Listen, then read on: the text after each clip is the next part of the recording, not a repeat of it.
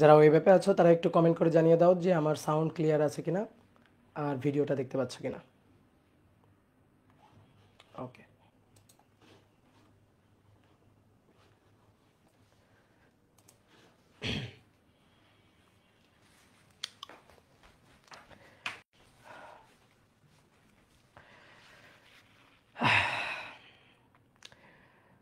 তো বলো সবাই কেমন আছো? আশা করি সবাই ভালো আছো, সবাই সুস্থ আছো। হ্যাঁ, আমিও খুব ভালো আছি। তাহলে তোমাদের সাথে আবার নতুন একটা চ্যাপ্টার নিয়ে দেখা হয়ে গেল। তো সবাইকে প্রথমে শুভেচ্ছা জানাচ্ছি আমাদের আজকের ক্লাসে। আজকে আমরা নিউটনিয়ান মেকানিক্স এই চ্যাপ্টারটা শুরু করতে যাচ্ছি। ফার্স্ট পার্টের গুরুত্বপূর্ণ চ্যাপ্টারগুলোর মধ্যে অনেক অনেক অনেক অনেক গুরুত্বপূর্ণ অন্যতম একটা চ্যাপ্টার হচ্ছে নিউটনিয়ান মেকানিক্স। এই অধ্যায়ে আমরা নিউটনের গতিসূত্রগুলো পড়ব। বিশেষ করে নিউটনের গতিসূত্রগুলো আমরা দুইটা ফরম্যাট পড়ব, রৈখিক ফরম্যাট এবং কৌণিক ফরম্যাট। তো তোমরা 9-10-এ কিন্তু রৈখিক গতির ফরম্যাটটাই পড়ে আসছো। নিউটনের গতিসূত্রের রৈখিক ফরম্যাটটাই তোমরা একটু জেনে আসছো এবং তোমরা জাস্ট হালকার উপর ঝাপসা পড়াশোনা করছো। অনেক বেশি ম্যাথ প্রবলেম যে তোমরা সলভ করছো তা কিন্তু না। এবং বিভিন্ন টাইপের টপিক, বিভিন্ন যে আলোচনার বিষয়বস্তু এই অধ্যায়ে থাকে এগুলা কিন্তু অত মানে ডিটেলস তোমরা 9-10 আলোচনা করো নাই। তা আমরা কিন্তু ইন্টারে খুব গুরুত্ব সহকারে এই চ্যাপ্টারটা পড়বো। এবং যাদের মনে করো টার্গেট ইঞ্জিনিয়ারিং, ঠিক আছে, তাদের কিন্তু এই চ্যাপ্টারটা একটা বেসিক চ্যাপ্টার। এই চ্যাপ্টারে তুমি ভেক্টরের পরে ফার্স্ট ইয়ারে ফার্স্ট পার্টে ভেক্টরের পরে সবচেয়ে বেশি টপিকের একটা চ্যাপ্টার হচ্ছে এই চ্যাপ্টার। এবং এখান থেকে মোটামুটি সব জায়গায়, বিশেষ করে তুমি বোর্ড কোশ্চেন বলো বা তোমার কলেজের পরীক্ষা বলো আর অ্যাডমিশন টেস্টে তো কথাই নাই, এই অধ্যায় থেকে প্রশ্ন থাকেই।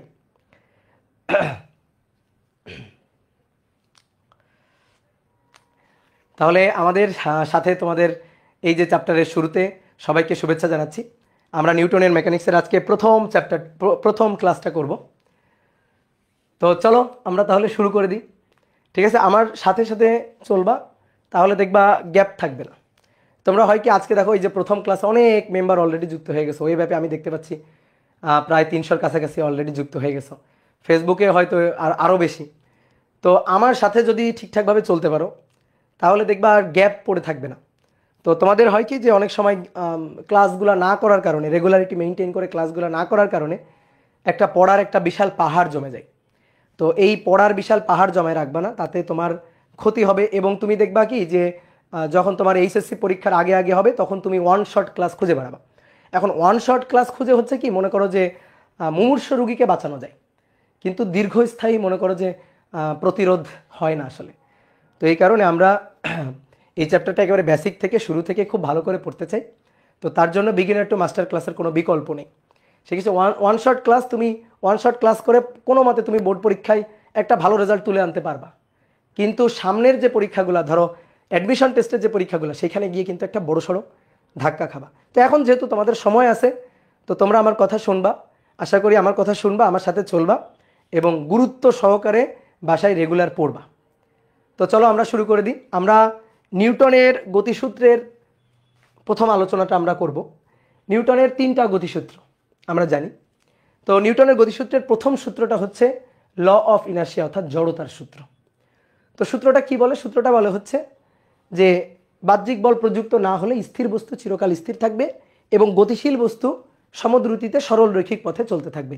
তার মানে সমবেগে চলতে থাকবে, তার বেগের মান বা দিকের কোনো পরিবর্তন হবে না বাহ্যিক বল প্রযুক্ত না হলে। তো প্রথম কথা হচ্ছে বল বলতে আমরা কি বুঝি? বল জিনিসটা কি? বল হচ্ছে সেই জিনিস যা কোনো বস্তুর উপর প্রযুক্ত হয়ে তার জড়তার পরিবর্তন করতে চায় বা করে। অনেক সময় বল প্রযুক্ত হবে হয়ে কিন্তু জড়তার পরিবর্তন করতে পারে, আবার নাও পারে। তাহলে বল হচ্ছে সেই জিনিস যা কোনো বস্তুর উপর প্রযুক্ত হয়ে কিসের পরিবর্তন করতে চায়? জড়তার। তাহলে আসলে নিউটনের গতিসূত্র বুঝতে গেলে আগে ভালো করে বল কি সেটা বুঝতে হবে। তাহলে বল হচ্ছে সেই জিনিস যা কোনো বস্তুর উপর প্রযুক্ত হয়ে এর জড়তার পরিবর্তন করে। বস্তুর উপর প্রযুক্ত হয়ে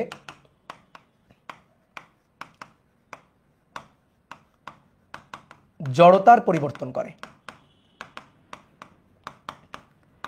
জড়তার পরিবর্তন করে বা করতে চায়, বা জড়তার পরিবর্তন করতে চায়।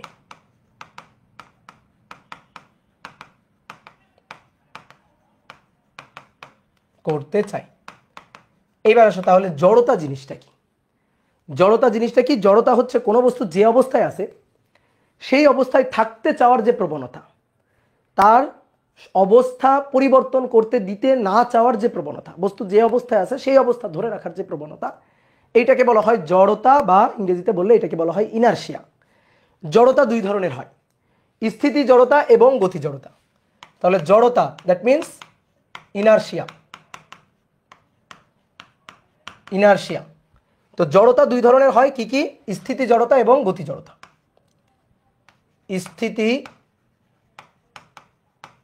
জড়তা, স্ট্যাটিক ইনারশিয়া, আর কাইনেটিক ইনারশিয়া অর্থাৎ গতি জড়তা। গতি জড়তা কোনটা কি জিনিস একটু বুঝি তো আমরা। কোনো বস্তু স্থির অবস্থায় আছে, সে তার স্থির অবস্থাটা বজায় রাখতে চায়, সে তার স্থির অবস্থার পরিবর্তন ঘটাইতে দিতে চায় না। তাহলে এই জড়তা, স্থিতিশীল অবস্থা বজায় রাখার যে প্রবণতা, এই যে জড়তা, এটাকে বলা হচ্ছে স্থিতি জড়তা। আর গতি জড়তা কি? গতি জড়তা হচ্ছে কোনো বস্তু গতিশীল অবস্থায় আছে, সে তার গতির পরিবর্তন করতে দিতে চায় না, গতিশীল অবস্থাটা বজায় রাখতে চাই, তাহলে সেই জড়তা হচ্ছে গতি জড়তা। তো এর ছোট ছোট উদাহরণ কিন্তু আমরা পড়ছি 9-10 জুনিয়র ক্লাসে। কি কি উদাহরণ হইতে পারে? যেমন মনে করো একটা চলন্ত গাড়ি, একটা চলন্ত গাড়ি হঠাৎ করে যদি ব্রেক দেয়, তাহলে কি হবে? যে যাত্রীগুলো দাঁড়ানো আছে না, তারা কিন্তু সামনের দিকে ঝুঁকে পড়বে, কারণ চলন্ত গাড়িতে যাত্রীরা গতি জড়তায় আছে। ধরো একটা গাড়ি, চলন্ত গাড়ি, একটা বাস চিন্তা করো, যে বাসটা চলতেছে সামনের দিকে, এইদিকে ধরো চলতেছে, কোনো একজন যাত্রী ধরো দাঁড়ানো আছে। এখন হঠাৎ করে যদি বাসে ব্রেক দেওয়া হয়, হঠাৎ করে ব্রেক দেওয়া হয়েছে, গতিশীল ছিল, তাহলে হঠাৎ করে ব্রেক দেওয়া হয়েছে, থামাই দেওয়া হয়েছে, তাহলে থামাই দেওয়া হলে যে দাঁড়ানো যাত্রী আছে সে দেখবা সামনের দিকে ঝুঁকে পড়ে, সেইভাবে সামনের দিকে ঝুঁকে পড়ে, সামনের দিকে ঝুঁকে পড়ে। তো কেন সামনের দিকে ঝুঁকে গেল? কারণ বাসটা যখন চলতেছিল তখন এই যাত্রী গতি জড়তায় ছিল, বাসের সাথে গতি জড়তায় ছিল। এবার বাসকে তুমি ব্রেক দিয়ে থামাই দিছো, বাসকে ব্রেক দিয়ে থামানো হয়েছে, ব্রেক দিয়ে থামানো হলো, তাহলে ব্রেক দিয়ে থামানো হলে বাসটা থেমে গেছে। এই যে যাত্রী, এই যাত্রীর বডি পার্টের নিচের অংশ অর্থাৎ পা তো মেঝেতে, বাসের মেঝেতে ছিল, তো যখন বাসটা থেমে গেছে তখন তার পাটাও কিন্তু থেমে গেছে, ঠিক আছে? পাটা যখন থেমে গেছে, কিন্তু বডির উপরের যে পার্টটা, উপরের অংশ, আপার পোর্শন, সেটা কিন্তু ওই বাসের সাথে আগে গতি জড়তায় ছিল। এই গতি জড়তাটা বজায় রাখতে চাই, বজায় রাখার জন্য সামনের দিকে ঝুঁকে পড়ছে। তাহলে এইটা হচ্ছে গতি জড়তার একটা উদাহরণ, যেটা সামনের দিকে ঝুঁকে পড়ছে। তাহলে ব্রেক দিয়ে থামানো হলে যাত্রী সামনে ঝুঁকে পড়বে, যাত্রী, দাঁড়ানো যাত্রী সামনে ঝুঁকে পড়বে। এটা কিন্তু 2 মার্কের প্রশ্নেও আসে, ঝুঁকে পড়বে। তো এটা হচ্ছে গতি জড়তার উদাহরণ। স্থিতি জড়তার ঠিক এর উল্টা। মনে করো বাসটা স্থির অবস্থায় ছিল, বাসটা স্থির অবস্থায় ছিল, এবার বাসটা হঠাৎ করে চলতে শুরু করছে। তাহলে বাসটা স্থির অবস্থায় ছিল অর্থাৎ স্থিতি জড়তায় ছিল, এখন এর মধ্যে কোনো একজন যাত্রী সে দাঁড়ানো আছে, তাহলে সে স্থির অবস্থায় আছে, স্থিতিশীল জড়তায় আছে, স্থিতি জড়তায়, সে তার জড়তাটা বজায় রাখতে চাইবে। এইবার তুমি কি করলা? ড্রাইভার কি করলো? বাসটাকে চালানো শুরু করলো, হঠাৎ করে বাসটাকে সামনের দিকে টান দিল। তাহলে বাসটাকে সামনের দিকে টান দিলে বাসটা চালানো শুরু করলো, বাস চালানো শুরু করলো। তাহলে বাস চালানো শুরু করলে কি হবে? শুরু করলে যে যাত্রী যে দাঁড়ানো ছিল, স্থির অবস্থায় যে দাঁড়ানো ছিল, সে তার স্থির অবস্থাটা বজায় রাখতে চাইবে, স্থিতি জড়তা বজায় রাখতে চাইবে। তাহলে তখন সে কি করবে? পিছনের দিকে এইভাবে ঝুঁকে পড়বে, কারণ বাস তো সামনের দিকে টান দিছে। তাহলে তার বাসের যে বাস চলতে শুরু করলে বডি পার্টের যে নিচের পোর্শনটা সেটা বাসের সাথে গতিশীল হওয়া শুরু করছে, কিন্তু উপরের পোর্শনটা স্থিতি জড়তা বজায় রাখতে চাই, এই কারণে পিছনের দিকে ঝুঁকে পড়ছে। তাহলে তখন আমরা দেখতে পাবো এইভাবে যে পিছনের দিকে যাত্রী ঝুঁকে পড়ছে, যাত্রী এরকম পিছনের দিকে ঝুঁকে পড়ছে, ঠিক আছে? যাত্রী এরকম পিছনের দিকে ঝুঁকে পড়ছে, দেখি না আমরা? তাহলে যাত্রী তখন পিছনে ঝুঁকে পড়বে, পিছনে ঝুঁকে পড়বে। তাহলে সুন্দর করে ব্যাখ্যা দিবা, 2 মার্কের প্রশ্ন কিন্তু আসে যে কোনো একটা স্থির গাড়ি হঠাৎ করে চলতে শুরু করলে যাত্রীরা কেন পিছনে ঝুঁকে পড়ে, অথবা চলন্ত গাড়ি হঠাৎ করে ব্রেক দিয়ে থামানো হলে যাত্রীরা কেন সামনের দিকে ঝুঁকে পড়ে, এই যে গতি জড়তা এবং স্থিতি জড়তার জন্য। তো এরকম আরও অনেক উদাহরণ আছে।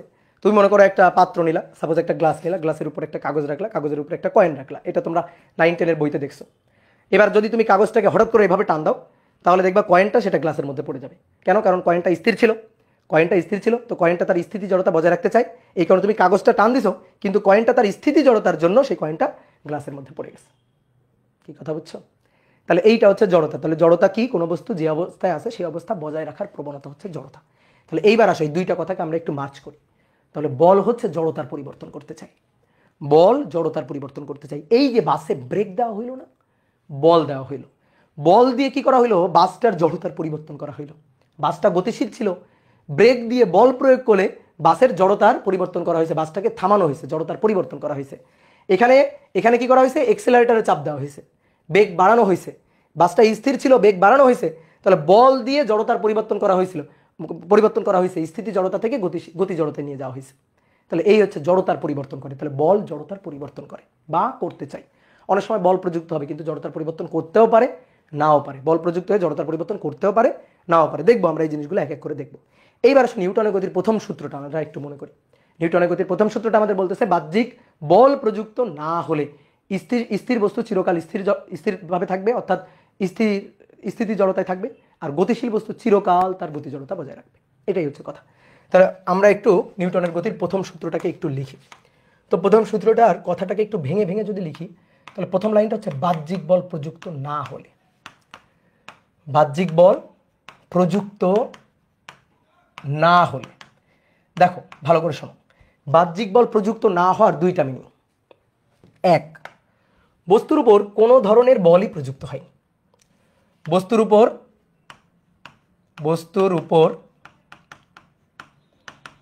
কোনো ধরনের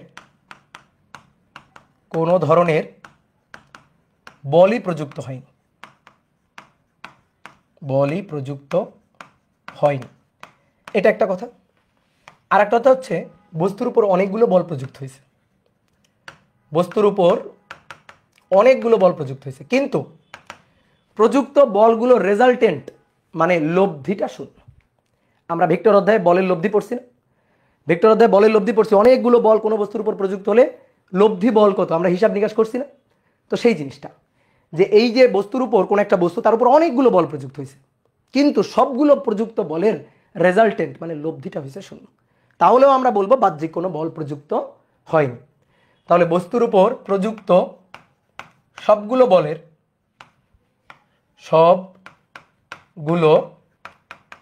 বলের লব্ধি হবে শূন্য। আসো চিত্র একটু ব্যাপারটা ক্লিয়ার করি।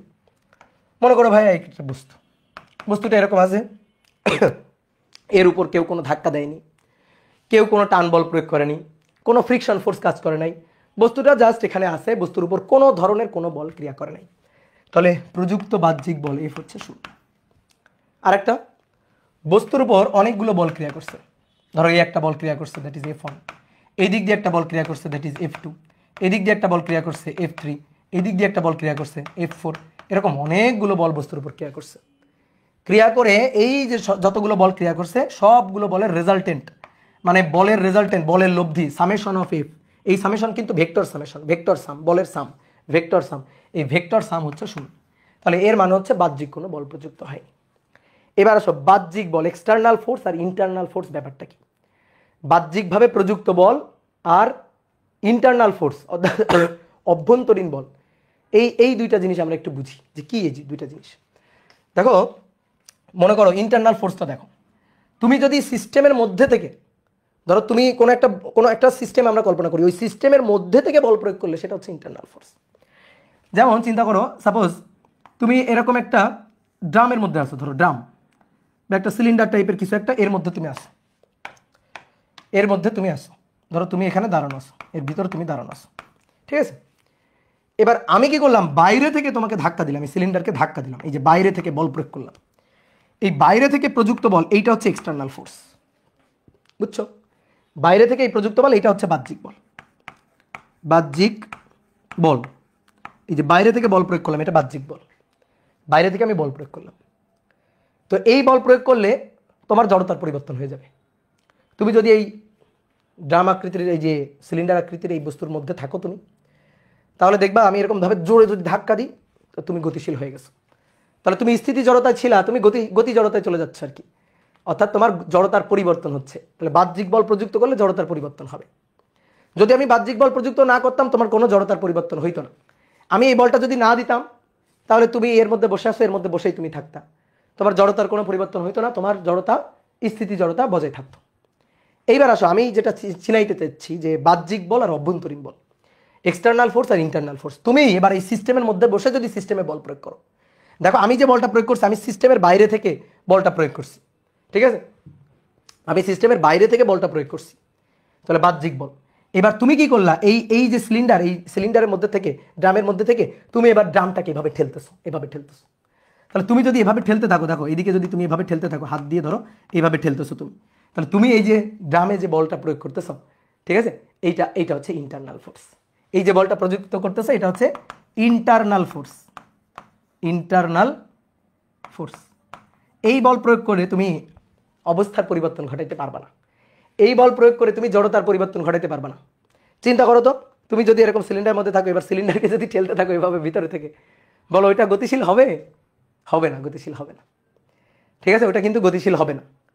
কথা বুঝছো? ধরো একটা চেয়ারে বসে আছো, একটা চেয়ারে বসে চেয়ারটাকে যদি ঠেলতে থাকো, গতিশীল করা যাবে না। ধরো আমি যদি কাউকে গতিশীল করতে চাই, সে চেয়ারে বসে আছে, আমার বাইরে থেকে তাকে চেয়ারটাকে ধরে এইভাবে বল প্রয়োগ করতে হবে। তুমি চেয়ারের উপর থেকে চেয়ারটাকে ঠেললে চেয়ারটা যাবে না। কি কথা বুঝছো? ক্লিয়ার? এরকম যে কোনো কিছু, ধরো মনে করো খাট সরাইতে হবে, ধরো খাটটা সরাইতে হবে, তো তুমি খাটের উপর দাঁড়ায় খাটকে বল প্রয়োগ করে তুমি খাটকে সরাইতে পারবা না। তোমার কি করতে হবে? খাট থেকে নেমে তারপরে এভাবে ধরে ধাক্কা দিতে হবে। কি, তাই না? কথা বুঝছো? তাহলে ইন্টারনাল ফোর্স আর এক্সটার্নাল ফোর্স বুঝতে পারতেছো? যে তুমি যদি এই যে সিস্টেমের মধ্যে থেকে বল প্রয়োগ করো, তাহলে কিন্তু এটা এক্সটার্নাল ফোর্স হবে না, এটা ইন্টারনাল ফোর্স হবে। ঠিক আছে? ড্রামের মধ্যে বসে লাফালাফি করবা, ড্রাম দৌড় দিবে। একজন বলছে ড্রামের মধ্যে বসে লাফালাফি করলে ড্রাম দৌড় দিবে। একটু লাফালাফি করে দেখিও তো ড্রাম কেমন দৌড় দেয়। ঠিক আছে, ড্রাম কেমন দৌড় দেয়, একটু লাফালাফি করে দেখিও তো। ঠিক আছে, তুমি যদি এমন হয় যে দূর থেকে এসে এসে এইভাবে ড্রামে ধাক্কা দাও, দূর থেকে এসে এসে, তাহলে একটু একটু একটু একটু করে সরতে পারে। ঠিক আছে, তাহলে বাহ্যিক বল বুঝতে পারছি, বাহ্যিক বল, তাহলে বাহ্যিক বল প্রযুক্ত হতে হবে, তাহলে বস্তুর জড়তার পরিবর্তন হবে। আর যদি বাহ্যিক বল প্রযুক্ত না হয়, তাহলে বস্তুর জড়তার পরিবর্তন হবে না। তাহলে বাহ্যিক বল প্রযুক্ত না হওয়ার ব্যাপারটা হচ্ছে এইটা, যে বাহ্যিক বল প্রযুক্ত হবে না, তার মানে বল জিরো, অথবা অনেকগুলো বল ক্রিয়া করছে তাদের রেজাল্টেন্ট জিরো। এবার নিউটন সাহেব বলতেছে বাহ্যিক বল প্রযুক্ত না হলে, এই যে না হলে কি হয়, না হলে বস্তু তার জড়তা বজায় রাখে, বস্তু তার জড়তা বজায় রাখে, জড়তার পরিবর্তন হয় না, বস্তু তার জড়তা বজায় রাখে, অর্থাৎ জড়তার কোনো পরিবর্তন হয় না।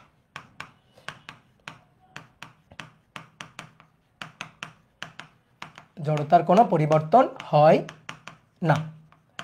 তাহলে এই যে জড়তার কোনো পরিবর্তন হয় না, দ্যাট মিনস বস্তু যদি স্থির থাকে তাহলে বস্তু স্থির থাকবে, আর বস্তু যদি গতিশীল থাকে তাহলে বস্তু সমবেগে সরলরৈখিক পথে চলতে থাকবে। তাহলে বস্তু স্থির থাকতে পারে, বস্তু স্থির থাকলে আজীবন স্থির থাকবে, বস্তু স্থির থাকলে আজীবন স্থির থাকবে, আজীবন স্থির থাকবে। আর বস্তু গতিশীল থাকলে, বস্তু গতিশীল থাকলে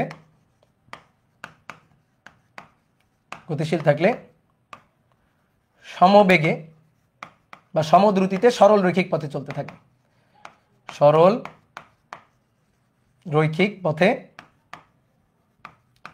চলতে থাকবে, বৃত্তাকার পথেও না। ধরো এভাবে চলতেছে, বেগের মান 5 মিটার পার সেকেন্ড, বেগের মান 5 মিটার পার সেকেন্ড, বেগের মান 5 মিটার পার সেকেন্ড, বেগের মান 5 মিটার পার সেকেন্ড, মান একই আছে কিন্তু দিকের পরিবর্তন হচ্ছে না, এটা হবে না। তাহলে মান আর দিক একই থাকবে। তাহলে বস্তু স্থির থাকলে স্থির থাকবে, এটা অ্যাট রেস্ট পজিশনে স্থির, আর এটা হচ্ছে ইন মোশন, ইন মোশন। তাহলে বস্তু ইন মোশনে থাকলে সে তার মোশনটা ধরে রাখবে, আর কি গতি জড়তা ধরে রাখবে। তার মানে বেগের মান এবং দিক, ম্যাগনিটিউড এবং ডিরেকশন, ম্যাগনিটিউড অ্যান্ড ডিরেকশন একই থাকবে, একই থাকবে, এগুলার কোনো পরিবর্তন হবে না। এই হচ্ছে কথা।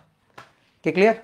তাহলে এবার সবগুলো জিনিস যদি এক জায়গায় করি, তাহলে কি দাঁড়াইলো কথা, যে কোনো বস্তুর উপর যদি বাহ্যিক বল ক্রিয়া না করে, তাহলে স্থির বস্তু চিরকাল স্থিরই থাকবে, স্থিতিশীল অবস্থায় থাকবে, স্থিতি জড়তা বজায় রাখবে, আর গতিশীল বস্তু সমবেগে সরলরৈখিক পথে চলতে থাকবে। অনেকের কাছে একটা জিনিস মনে হইতে পারে যে ভাইয়া ধরেন কোন একটা বস্তু গড়াচ্ছে, তাহলে নিউটনের ল অনুযায়ী আজীবন সে গড়াইতে থাকবে, কিন্তু আমরা তো দেখি একটু পরে গড়াইতে গড়াইতে গড়াইতে গড়াইতে একটু পরে থেমে যায়। ঠিক আছে, একটু পরে থেমে যায়। তো গড়াইতে গড়াইতে একটু পরে থেমে যায় কেন? বাহ্যিক বল ক্রিয়া করে তাই। কোন বলটা ক্রিয়া করে? ফ্রিকশন ফোর্সটা ক্রিয়া করে, ঘর্ষণ বল ক্রিয়া করে, এই কারণে বস্তু একটু পরে থেমে যায়। দেখো নিউটনের গতিসূত্রের ব্যাপারে আমরা যতই নিউটনের নামটা বলি, এর পিছনে কিন্তু অনেক বেশি অবদান বিজ্ঞানী গ্যালিলিওর। বিজ্ঞানী গ্যালিলিওর কিন্তু অনেক বেশি অবদান। ভাই স্ক্রিন ব্লার হয়ে গেছে, আচ্ছা স্ক্রিন একটু পরে ঠিক হয়ে যাবে, কোনো সমস্যা নেই। শোনো এখন তো আমি কথা বলতেছি, লিখতেছি না। ওকে, তো বিজ্ঞানী গ্যালিলিওর কিন্তু অনেক বেশি অবদান। নিউটনের গতিসূত্রের পিছনে অবশ্যই নিউটনের অবদান আছে, সে খুবই জিনিয়াস একজন বিজ্ঞানী। বাট নিউটনের গতির প্রথম সূত্রের পিছনে চিন্তাভাবনা, প্রথম সূত্রের চিন্তাভাবনার পিছনে কিন্তু গ্যালিলিওই প্রথম ভাবতে শুরু করছে। আমরা মানে ফিজিক্সের বা দর্শন শাস্ত্রের যে কোনো ব্যাপারে দেখবা প্রথম একেবারে ইতিহাস ঘাটলে প্রথম যে মতামত পাই সেটা হচ্ছে বিজ্ঞানী অ্যারিস্টটলের। অ্যারিস্টটলের একটা ধারণা ছিল সিইং ইজ বিলিভিং, যা দেখবো আর কি সেটাই বিশ্বাস করব। তো এই সিইং ইজ বিলিভিং এই ব্যাপারটা থেকে আমাদের কিন্তু আস্তে আস্তে বের করে নিয়ে আসছে বিজ্ঞানী গ্যালিলিও। অ্যারিস্টটল মনে করো যে কোনো বিষয়ে কিন্তু পাণ্ডিত্য ফলাইছে। অ্যারিস্টটলকে মনে করো জীববিজ্ঞান, পদার্থবিজ্ঞান, কেমিস্ট্রি, অর্থনীতি, পৌরনীতি, মোটামুটি সব কিছুর জনক বলা হয় বিজ্ঞানী অ্যারিস্টটলকে। মানে সে হচ্ছে সর্বহাটের কাঠালি কলার মতো, সে সব বিষয় নিয়ে কথাবার্তা বলা শুরু করছে। কিন্তু সে যত কথাবার্তা বলছে, ঠিক আছে, সবই অসম্পূর্ণ কথাবার্তা বা অনেক ক্ষেত্রে সেগুলো কিন্তু মিথ্যা প্রমাণিত হয়েছে। বাট সে যদি কথাবার্তাগুলো বলা শুরু না করতো তাহলে আজকের বিজ্ঞান কিন্তু এই অবস্থায় আসতে, এই যুগে আসতে অনেক সময় লাগতো। এই যে বিজ্ঞানীদের হাত ধরে প্রজন্ম থেকে প্রজন্ম কনসেপ্ট ডেভেলপ হয়েছে। তো অ্যারিস্টটলের এই ধারণা থেকে আমাদের আস্তে আস্তে বের করে নিয়ে আসে বিজ্ঞানী গ্যালিলিও। অ্যারিস্টটলের কাছে যখন মানুষজন গিয়ে বিভিন্ন, অ্যারিস্টটলের কাছে বিজ্ঞানী বললে ভুল হবে, অ্যারিস্টটলকে দার্শনিক বলাটাই বেটার। তো অ্যারিস্টটল হচ্ছে দার্শনিক, তো বিভিন্ন বিষয় নিয়ে সে দার্শনিক মতামত দিত। অ্যারিস্টটলের কাছে যখন কোনো বিষয় নিয়ে জিজ্ঞেস করা হইতো তখন সে বলতো এটা কোনো বস্তু সর্বদাই তার পবিত্র অবস্থায় থাকতে চাই। যেমন উপর থেকে কোনো একটা বস্তুকে যদি ফেলে দেওয়া হয় বস্তুটা নিচে পড়বে, কেন নিচে পড়লো? অ্যারিস্টটল কিন্তু মহাকর্ষ জানতো না। অ্যারিস্টটল মতামত এরকম ছিল যে বস্তু নিচে এসে স্থির অবস্থায় থাকতে চায়, বস্তু নিচে পড়ে স্থির অবস্থায় থাকতে চায়, এটাই তার পবিত্র অবস্থা। তারপরে লোকজন যখন রান্না করতো, রান্না করলে কি ধোঁয়া হয়, সেই ধোঁয়া উপরে উঠে যায়। তো একজন লোক দৌড়ে গিয়ে অ্যারিস্টটলের কাছে জিজ্ঞেস করলো ধোঁয়া কেন উপরে উঠে গেল? তখন অ্যারিস্টটল বলল ধোঁয়ার পবিত্র অবস্থাটাই হচ্ছে উপরে চলে যাওয়া, এই কারণে ধোঁয়া উপরে উঠে যায়। তো এরকম সব কিছুর পিছনে সে এইরকম একটা লজিক দিত। কিন্তু গ্যালিলিও সেই ধারণাটা ভাঙলো। লোকজন যখন অ্যারিস্টটলকে জিজ্ঞেস করছিল কোনো বস্তু গড়াই দিলে একটু পরে কেন থেমে যায়, থেমে যাওয়াটাই হচ্ছে বস্তুর পবিত্র অবস্থা, বস্তু পবিত্র অবস্থা অর্জন করার জন্য থেমে যায়। কিন্তু গ্যালিলিও এসে বললেন যে না, আসলে থেমে যাওয়ার পিছনে বাহ্যিক বল অর্থাৎ ফ্রিকশন ফোর্স কাজ করছে। তো এই যে নিউটনের গতির যে প্রথম সূত্র, স্থির থাকলে বস্তু স্থির থাকবে বাহ্যিক বল যদি প্রযুক্ত না হয়, আর গতিশীল থাকলে আজীবন সরল রৈখিক পথে সমদ্রুতিতে যে চলতেই থাকবে, এই ব্যাপারটা কিন্তু সেই সময় গ্যালিলিও এক্সপেরিমেন্ট করে প্রমাণ করে দেখাইছিল। তো আমরা এখন সেই এক্সপেরিমেন্টটা একটু দেখব যে কি এক্সপেরিমেন্ট করে প্রমাণ করে দেখাইছিল। দেখো গ্যালিলিওর যুগ তো এই যে 2023 সাল 24 সাল না, তাই না, অনেক অনেক আগের। তোমরা দেখো গেলে একটু ইতিহাস ঘাইটো বা প্রথম অধ্যায়ে দেখবা যে বিভিন্ন বিজ্ঞানীদের সময়কাল দেওয়া আছে।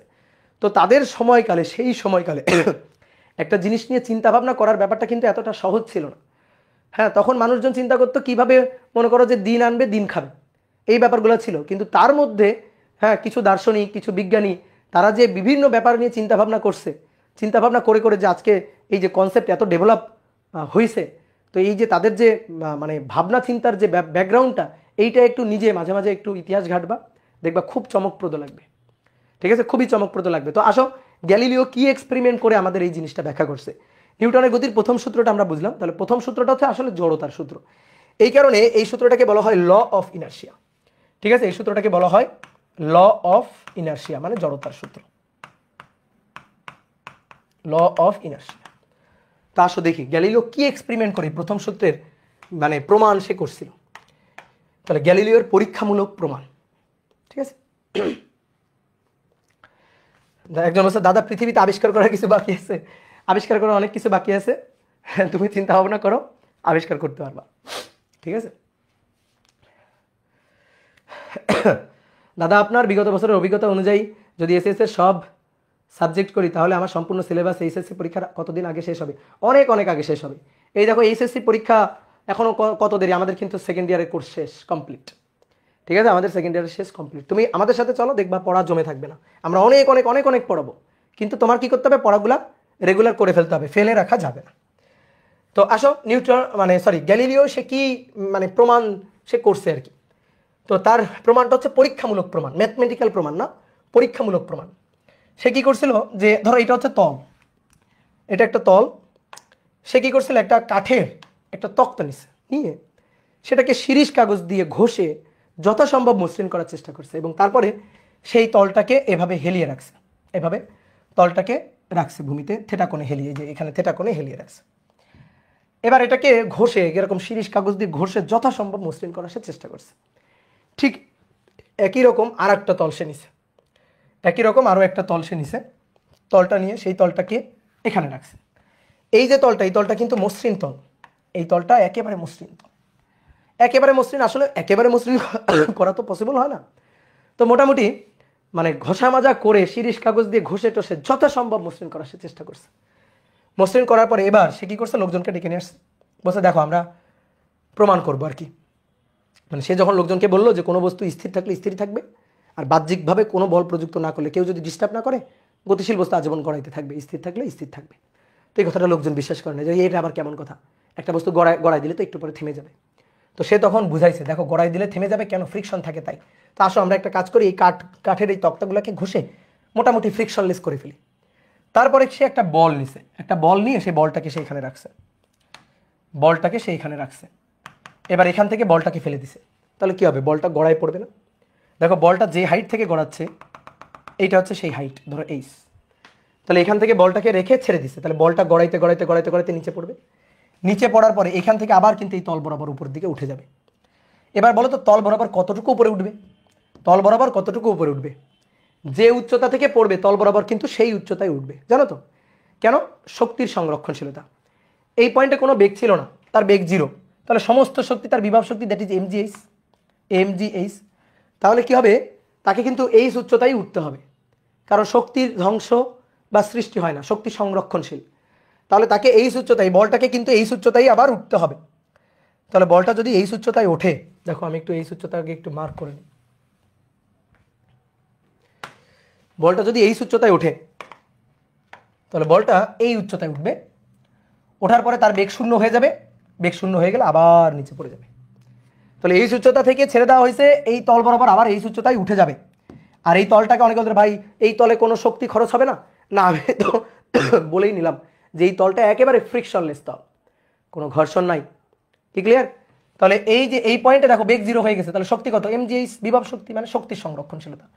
এই পয়েন্টের বিভব শক্তি কনভার্ট হচ্ছে হাফ mv² গতিশক্তিতে, আবার এই গতিশক্তিটাই কনভার্ট হবে বিভব শক্তিতে। ধরো এখান থেকে 10 জুল শক্তি নিয়ে নামতেছে, তাহলে এখানে সেই 10 জুল শক্তি আবার সেই 10 জুল শক্তিতে কনভার্ট হবে, তাহলে এই উচ্চতায় উঠলেই তো 10 জুল শক্তি ফেরত পাওয়া যাবে, তাই না? ঠিক আছে, এই উচ্চতায় উঠলেই তো 10 জুল শক্তি ফেরত পাওয়া যাবে। তাহলে যদি একেবারে ফ্রিকশনলেস তল হয়, তাহলে অবশ্যই এই উচ্চতায় উঠবে, এই উচ্চতায় উঠে তারপর থামবে, কি তাই না? একেবারে ফ্রিকশনলেস তল যদি হয়, তাহলে এই উচ্চতায় উঠবে, এই উচ্চতায় উঠে দেন থামবে। কি ক্লিয়ার? এইবার কি করা হইলো, আরেকটা তল নেওয়া হইলো, বা এই তলটাকেই আরেকটু বেশি কোণে হেলায় দেওয়া হইলো, মানে কম কোণে আর কি, সরি, আরেকটু বেশি হেলায় দেওয়া হইলো। ঠিক আছে, এই যে তক্তাটা নিয়ে আরেকটু বেশি হেলায় দেওয়া হইলো। তাহলে এবার বলো এই তক্তা বরাবর কতটুকু উঠবে, এই তক্তা বরাবর কতটুকু উঠবে? একই উচ্চতায় উঠবে, তাই না? একই উচ্চতায় উঠবে, তল বরাবর বেশি যাবে, তল বরাবর অতিক্রান্ত দূরত্ব বেশি হবে, কিন্তু এই উচ্চতায় যে ভাই তার উঠতে হবে। দেখো আগেও এই উচ্চতায় উঠছে, এবারও কিন্তু এই উচ্চতায় উঠলো না? এবার তলটাকে আরেকটু হেলায় দেওয়া হইলো, তাহলে আরেকটু হেলায় দেওয়া হলে এই তল বরাবর বেশি যাবে, কিন্তু উঠবে কত উচ্চতায়? এই উচ্চতায় উঠবে, বুঝলা? তাহলে তল বরাবর সর্বদা তাকে উঠতে হবে এই উচ্চতায়। এইবার যদি এই তলটাকে একেবারে অনুভূমিক করে দেওয়া হয়, একেবারে অনুভূমিক করে দেওয়া হইলো, এই তলটাকে একেবারেই অনুভূমিক করে দেওয়া হইলো, একেবারে অনুভূমিক, তাহলে অনুভূমিক করে দেওয়া হইলে কত উচ্চতায় উঠবে? বলটা গড়াবে, গড়াতে থাকবে, গড়াতে থাকবে, গড়াতে থাকবে, আজীবন গড়াতে থাকবে, গড়াতে গড়াতে গড়াতে গড়াতে কত উচ্চতায় উঠবে? কত উচ্চতায়? এই উচ্চতায় যেদিন উঠবে সেদিন থামবে, এই উচ্চতায় যেদিন উঠবে সেদিন গিয়ে থামবে। এভাবে গড়াচ্ছে গড়াচ্ছে গড়াচ্ছে গড়াচ্ছে গড়াচ্ছে, এই উচ্চতায় যেদিন এই উচ্চতায় উঠবে সেই দিন গিয়ে থামবে। এইবার তুমি বলো এই উচ্চতায় কবে উঠবে? এই উচ্চতায় উঠবে কোনোদিন যদি তলটা মসৃণ হয় এবং তলটা যদি অনুভূমিক হয়, তাহলে এইটা এই উচ্চতায় উঠবে কোনোদিন? এই উচ্চতায় কোনোদিন উঠছে না। তাহলে যদি এই উচ্চতায় না উঠে কোনোদিন, এই উচ্চতায় উঠেই সে থামবে, এই উচ্চতায় উঠছে না, ওঠার জন্য আরো সামনে যাচ্ছে, আরো সামনে যাচ্ছে, আরো সামনে যাচ্ছে, ভাবছে এই তো এই উচ্চতায় উঠে থেমে যাব, কিন্তু এই উচ্চতা আর পাচ্ছে না। তাহলে সুতরাং গড়াবে গড়াবে গড়াবে গড়াবে গড়াতে থাকবে। তাহলে একে যদি কেউ ডিস্টার্ব না করে, একে যদি কেউ বাধা না দেয়, এর উপর যদি কোনো বাহ্যিক বল ক্রিয়া না করে, তাহলে এই আজীবন কি হবে? গড়াইতে থাকবে। এইটাই হচ্ছে পরীক্ষামূলক প্রমাণ ছিল গ্যালিলিওর। গ্যালিলিও লোকজনকে বুঝাইছে, দেখো এই যে এই তলটা যদি মসৃণ তল হয় এবং এই তলে এই বস্তুটা আজীবন গড়াইতে থাকবে যদি কোনো বাহ্যিক বল এই বস্তুর উপর ক্রিয়া না করে।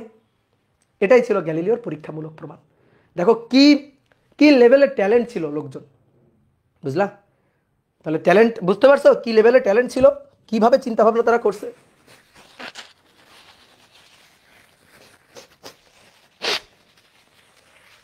তাহলে এই উচ্চতায় না ওঠা পর্যন্ত গড়াবে, তার মানে আজীবন গড়াবে, আজীবন চলতে থাকবে, চলতে থাকবে যদি বাহ্যিক বল ক্রিয়া না করে।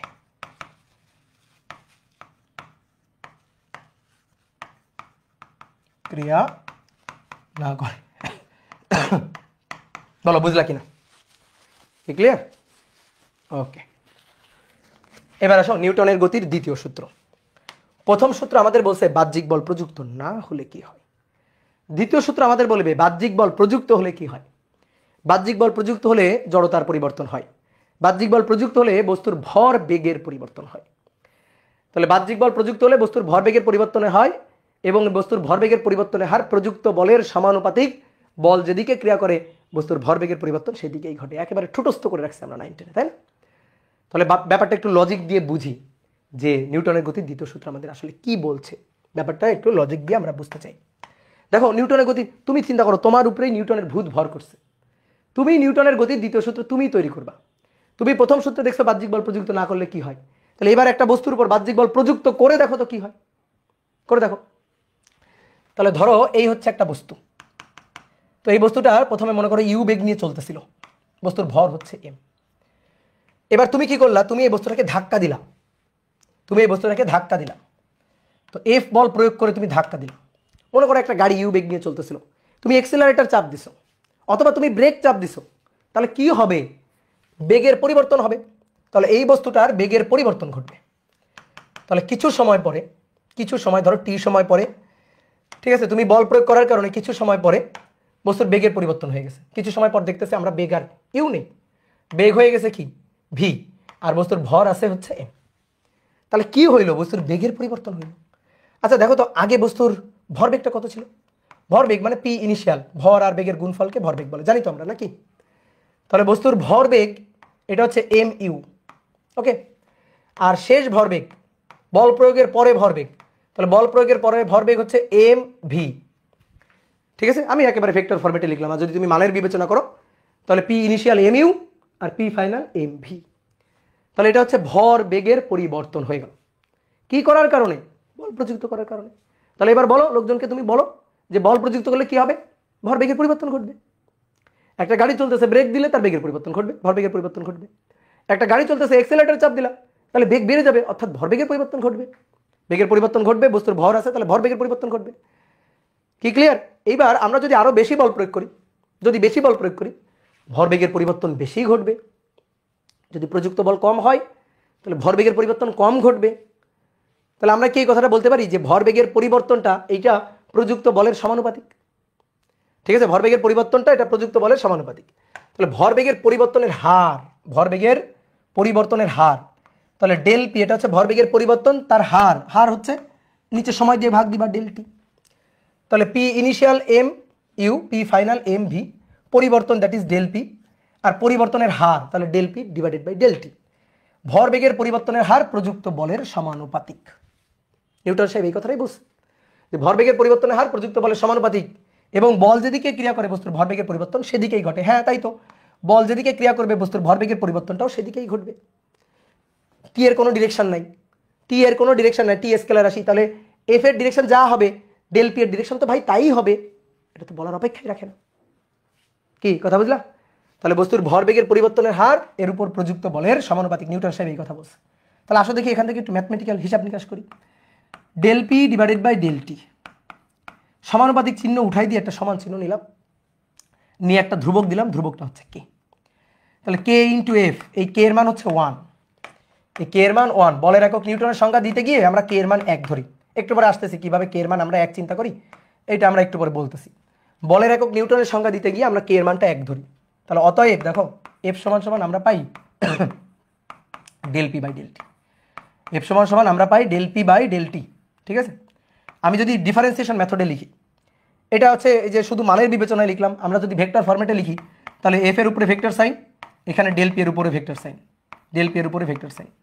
ঠিক আছে, আমি যদি মনে করো যে ডিফারেন্সিয়েশন ফরম্যাটের সূত্রটাকে লিখি, তাহলে ব্যাপারটা হবে এরকম যে এফ সমান সমান D DT of P, D DT of P, ভরবেগের পরিবর্তনের হার প্রযুক্ত বলের সমান, ভরবেগের পরিবর্তনের হার প্রযুক্ত বলের সমান।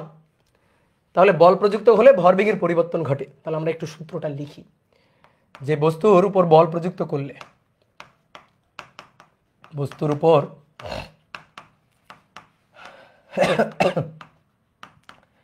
বাহ্যিক বল প্রযুক্ত করলে তার ভরবেগের পরিবর্তন ঘটে, ভরবেগের পরিবর্তন ঘটে, ভরবেগের পরিবর্তন ঘটে। আর এই ভরবেগের পরিবর্তনের হার প্রযুক্ত বলের সমানুপাতিক। ঠিক আছে, বাহ্যিক বল প্রযুক্ত করলে ভরবেগের পরিবর্তন ঘটে, ভরবেগের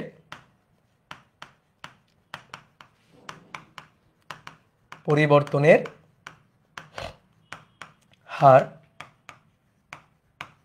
প্রযুক্ত বলের সমানুপাতিক। স্বাভাবিক, যত বেশি তুমি বল প্রযুক্ত করবা তত বেশি তো আসলে বেগের পরিবর্তন বা ভরবেগের পরিবর্তন ঘটবে, এবং বল যেদিকে ক্রিয়া করে ভরবেগের পরিবর্তন সেদিকেই ঘটে। বল যেদিকে ক্রিয়া করে ভরবেগের পরিবর্তন সেদিকেই ঘটে, ভরবেগের পরিবর্তন সেদিকে ঘটে। তো আসো এইখান থেকে আমরা দেখি একটু সূত্রের হিসাব নিকাশ করি। দেখো এই যে এই ক্ষেত্রে দেখো যে বস্তুর উপর বল প্রযুক্ত হয়ে তার আদি বেগ ইউ থেকে ভি হয়েছে। ধরো কত সময় ঘটনাটা ঘটছে, টি সময়, ধরো টি সময় ঘটনাটা ঘটছে, টি সময়। তাহলে ভরবেগটা পরিবর্তন হয়েছে এই টি সময়, টি সময় ভরবেগের পরিবর্তন ঘটছে, তার মানে ডেল টি হচ্ছে টি, ডেল টি এই যে সময়টা হচ্ছে টি। তাহলে দেখো ভরবেগের পরিবর্তনের হার del P by del T, এটা সমানুপাতিক হচ্ছে এফ। তাহলে del P M V minus M U, P final minus P initial, ভরবেগের পরিবর্তন, নিচে সময়, তো সময়টা টি, ডেল টিটা টি, টি সময় ভরবেগের পরিবর্তনটা ঘটছে, সমানুপাতিক হচ্ছে এফ। তাহলে এখান থেকে এমটাকে কমন নিয়ে নিই, ভি মাইনাস ইউ বেগের পরিবর্তন, নিচে সময়, এটা সমান সমান, এটা সমানুপাতিক, এটা সমানুপাতিক হচ্ছে এফ। এবার দেখো এই জিনিসটাকে চেনা চেনা লাগে, V minus U divided by T, that is A, ত্বরণ এ, বেগের পরিবর্তনের হার ত্বরণ, এম এ সমানুপাতিক এফ। এইবার আসো সমানুপাতিক চিহ্ন বসাবো, তাহলে এম এ সমান সমান কে ইন্টু এফ, কে ইন্টু এফ। এই কে এর মান 1, বলের একক নিউটনের সংজ্ঞা দিতে গিয়ে আমরা কে এর মানটা 1 চিন্তা করি, বলের একক নিউটনের সংজ্ঞা দিতে গিয়ে কে এর মানটা আমরা 1 চিন্তা করি। কনস্ট্যান্ট দুই ধরনের হয়, আরবিটারি কনস্ট্যান্ট আর এক্সপেরিমেন্টাল কনস্ট্যান্ট। যখন ব্যাপারটা তোমার হাতে থাকে না, ধরো কন্ট্রোলের বাইরে, তোমার কন্ট্রোলের বাইরে, যেমন মহাকর্ষীয় ধ্রুবক, চিন্তা করে দেখো এফ ইকুয়াল টু এফ সমানুপাতিক m1 m2 divided by D square. এইখানে আমরা যে কনস্ট্যান্ট আনি সেটা কিন্তু আরবিটারি ইচ্ছা মতো একটা কনস্ট্যান্ট আনি না, একটা ইচ্ছা মতো ইচ্ছাধীন একটা কনস্ট্যান্ট এনে বসাই দিলাম, ঠিক আছে, ধরো কে এনে বসাই দিলাম, কে এর মান আমরা 1 চিন্তা করলাম, তা কিন্তু আমরা করি না, কারণ এই ব্যাপারটা তোমার কন্ট্রোলে নাই। দুইটা চার্জ পরস্পরকে কত বলে আকর্ষণ করবে, কত বলে বিকর্ষণ করবে, বা দুইটা ভরবস্তু তারা পরস্পরকে কত বলে আকর্ষণ করবে, এই ব্যাপারটা কিন্তু তুমি ঠিক করে দেওয়ার কেউ না। চাঁদ আর পৃথিবী তুমি বলে দেওয়ার পরে তারা যে পরস্পরকে এত বলে আকর্ষণ করবে এটা কিন্তু হয় না, এটা একটা ইউনিভার্সাল ব্যাপার। এই কারণে এখানে যদি কোনো কনস্ট্যান্ট লাগে সেটা এক্সপেরিমেন্টাল হিসাব নিকাশ করে কনস্ট্যান্ট আনতে হয়। এখানে কিন্তু আমরা ইচ্ছা মতো কে নিয়ে কে এর মান 1 বসাই দিই না, আমরা একটা কনস্ট্যান্ট আনি, সেই কনস্ট্যান্টটা হচ্ছে জি। এই যে কনস্ট্যান্ট এটা কিন্তু এক্সপেরিমেন্ট করে আসে, ঠিক আছে, তোমরা মহাকর্ষ অধ্যায় যখন পড়বা তখন দেখবা এক্সপেরিমেন্ট করে জি এর মানটা বের করা হয়। এটা কিন্তু হুদাই ধরো যে ইচ্ছা মতো আমরা জি এর মান বসাই দিছি বা ইচ্ছা মতো এখানে কে সমান সমান 1 বসাই দিছি, ব্যাপারটা এরকম না। তাহলে আমরা কি করি, এক্সপেরিমেন্ট করে কনস্ট্যান্ট বের করি। যখন কন্ট্রোলের বাইরে থাকে, দুইটা চার্জ পরস্পরকে কত বলে আকর্ষণ বিকর্ষণ করবে, তখন কিন্তু এক্সপেরিমেন্টাল কনস্ট্যান্ট লাগে, দেখতে হয় দুইটা চার্জের মধ্যে আকর্ষণ বিকর্ষণ বলটা অন্য কোনো কিছুর উপর নির্ভর করে কিনা, সেই হিসাব নিকাশ করে আমরা কনস্ট্যান্ট আনি। কিন্তু এখানে ব্যাপারটা ওরকম না, এখানে কোনো এক্সপেরিমেন্টাল কনস্ট্যান্ট দরকার নেই। একটা বস্তুর উপর তুমি যত বেশি বল প্রয়োগ করবা বস্তুর ভরবেগের পরিবর্তন তত বেশি ঘটবে, এটা মোটামুটি তোমার হাতেই আছে। তাহলে এটা বিজ্ঞানী নিউটনের হাতেই আছে, তাহলে বিজ্ঞানী নিউটন এখানে ইচ্ছা মতো একটা কনস্ট্যান্ট নিতে পারে। তো বিজ্ঞানী নিউটন কনস্ট্যান্ট নিল কে, এবং কে এর মান সে বললো কে এর মান হচ্ছে 1, এবং কে এর মান 1 ধরে সে বলের একক নিউটনের সংজ্ঞা দিল। সে বললো 1 কেজি ভরের বস্তুর উপর, 1 কেজি ভরের কোনো বস্তুর উপর যদি যদি এম সমান সমান 1 কেজি হয়, দেখো এম সমান সমান 1 কেজি হয়, ঠিক আছে, এ সমান সমান 1 মিটার পার সেকেন্ড স্কোয়ার হয়, 1 মিটার পার সেকেন্ড স্কোয়ার হয়, তাহলে তখন এফ ইকুয়াল টু হয় 1 Newton, F equal two 1 Newton. তাহলে এম এর মান 1 গুণ এ এর মান 1 সমান সমান কে ইন্টু এফ এর মান 1 নিউটন, অতএব কে সমান সমান কত দাঁড়ায় 1। তো বলের একক নিউটনের সংজ্ঞা দিতে গিয়ে আমরা কে এর মানটা 1 ধরি, মানে নিউটন সাহেবই ধরে। তাহলে এখান থেকে কে এর মান যদি 1 ধরা হয় তাহলে আমরা সূত্রটা লিখতে পারি যে অতএব এফ ইকুয়াল টু এম এ, কারণ কে এর মান তো 1। তাহলে 1 নিউটন বল কাকে বলে বলো তো দেখি? 1 নিউটন বল কাকে বলে? যে পরিমাণ বল কোনো বস্তুর উপর, কোনো 1 কেজি ভরের বস্তুর উপর প্রযুক্ত হয়ে 1 মিটার পার সেকেন্ড স্কোয়ার ত্বরণ সৃষ্টি করে। যে কোনো সংজ্ঞা, ফিজিক্সের যে কোনো সংজ্ঞা আমরা মানে সূত্র থেকে দিতে পারি। 1 কেজি ভরের কোনো বস্তুর উপর যে পরিমাণ বল প্রযুক্ত হয়ে 1 মিটার পার সেকেন্ড স্কোয়ার ত্বরণ সৃষ্টি করে তাকেই বলা হয় 1 নিউটন বল। জান? এবার দেখো এই প্রমাণ, এই মেথডে তোমরা এফ ইকুয়াল টু এম এ প্রমাণ করে আসছো 9 10-এ, ঠিক আছে? এইটা করলে হবে না তা না, এখন এটা করলে হবে, সমস্যা নাই। কিন্তু তুমি তো ভাইয়া পি সমান সমান M V minus M U এটা বুঝি নাই। ডেল পি এটা ভরবেগের পরিবর্তন, দেখো তো এটা শেষ ভরবেগ না, এটা আদি ভরবেগ না, তাহলে পরিবর্তনটা বিয়োগ করো, M V minus M U এটা পরিবর্তন, ভরবেগের পরিবর্তনের হার, তাহলে ভরবেগের পরিবর্তন del P divided by del T, that is হার, ভরবেগের পরিবর্তনের হার, বুঝছো? তো এবার আসো এই সূত্রটা আমরা অন্য একটা ভাবেও প্রমাণ করতে পারি। এখন এই জিনিসগুলোর উপরেই, এই যে এখন যেভাবে প্রমাণ করব এই জিনিসগুলোর উপরেই তোমার জোর দিতে হবে। ডিফারেন্সিয়েশন মেথডে প্রমাণ করব, ক্যালকুলাস মেথডে আমরা প্রমাণ করব। তাহলে ক্যালকুলাস মেথডে কিভাবে প্রমাণ করতে পারি? দেখো এফ এটা equal to DDT of P, তাহলে অতএব F equal to DDT of P মানে এম ভি, ঠিক আছে? এবার তুমি দেখো বস্তুর উপর, বুঝছো এটা ডিডিটি অফ পি ভরবেগের পরিবর্তনের হার প্রযুক্ত বলের সমান, ওই যে কে এর মান 1 ধরলাম, তাহলে প্রযুক্ত বলের সমান, তাহলে F equal to DDT of M V ভরবেগ P equal to M V. এবার দেখো তো বস্তুর উপর বল প্রয়োগ করছো, ভরের কোনো পরিবর্তন ঘটছে? দেখো ভরের কোনো পরিবর্তন ঘটছে না, বেগের পরিবর্তন ঘটছে, তাহলে ভরটা কনস্ট্যান্ট। সুন্দর করে ভরটাকে ডিফারেন্সিয়েশনের বাইরে নিয়ে আসো। যে কনস্ট্যান্ট থাকবে সে ডিফারেন্সিয়েশন সাইনের বাইরে যাবে। এম কনস্ট্যান্ট, ডিফারেন্সিয়েশন সাইনের বাইরে গেল, তাহলে কি থাকলো? ডিভিডিটি। এবার চেনো ডিভিডিটিকে? চেনো ডিভিডিটি কি? ত্বরণ। তাহলে এম এ, তাহলে F equal to M A. এইবার শোনো, দেখো F equal to M A, দেখো তুমি যে V minus U divided by T এই সূত্রটা যে লিখছো, এই সূত্রটা কোন সূত্র? V equal to U plus AT না, এই সূত্র না? এই সূত্রটা কখন খাটে জানো?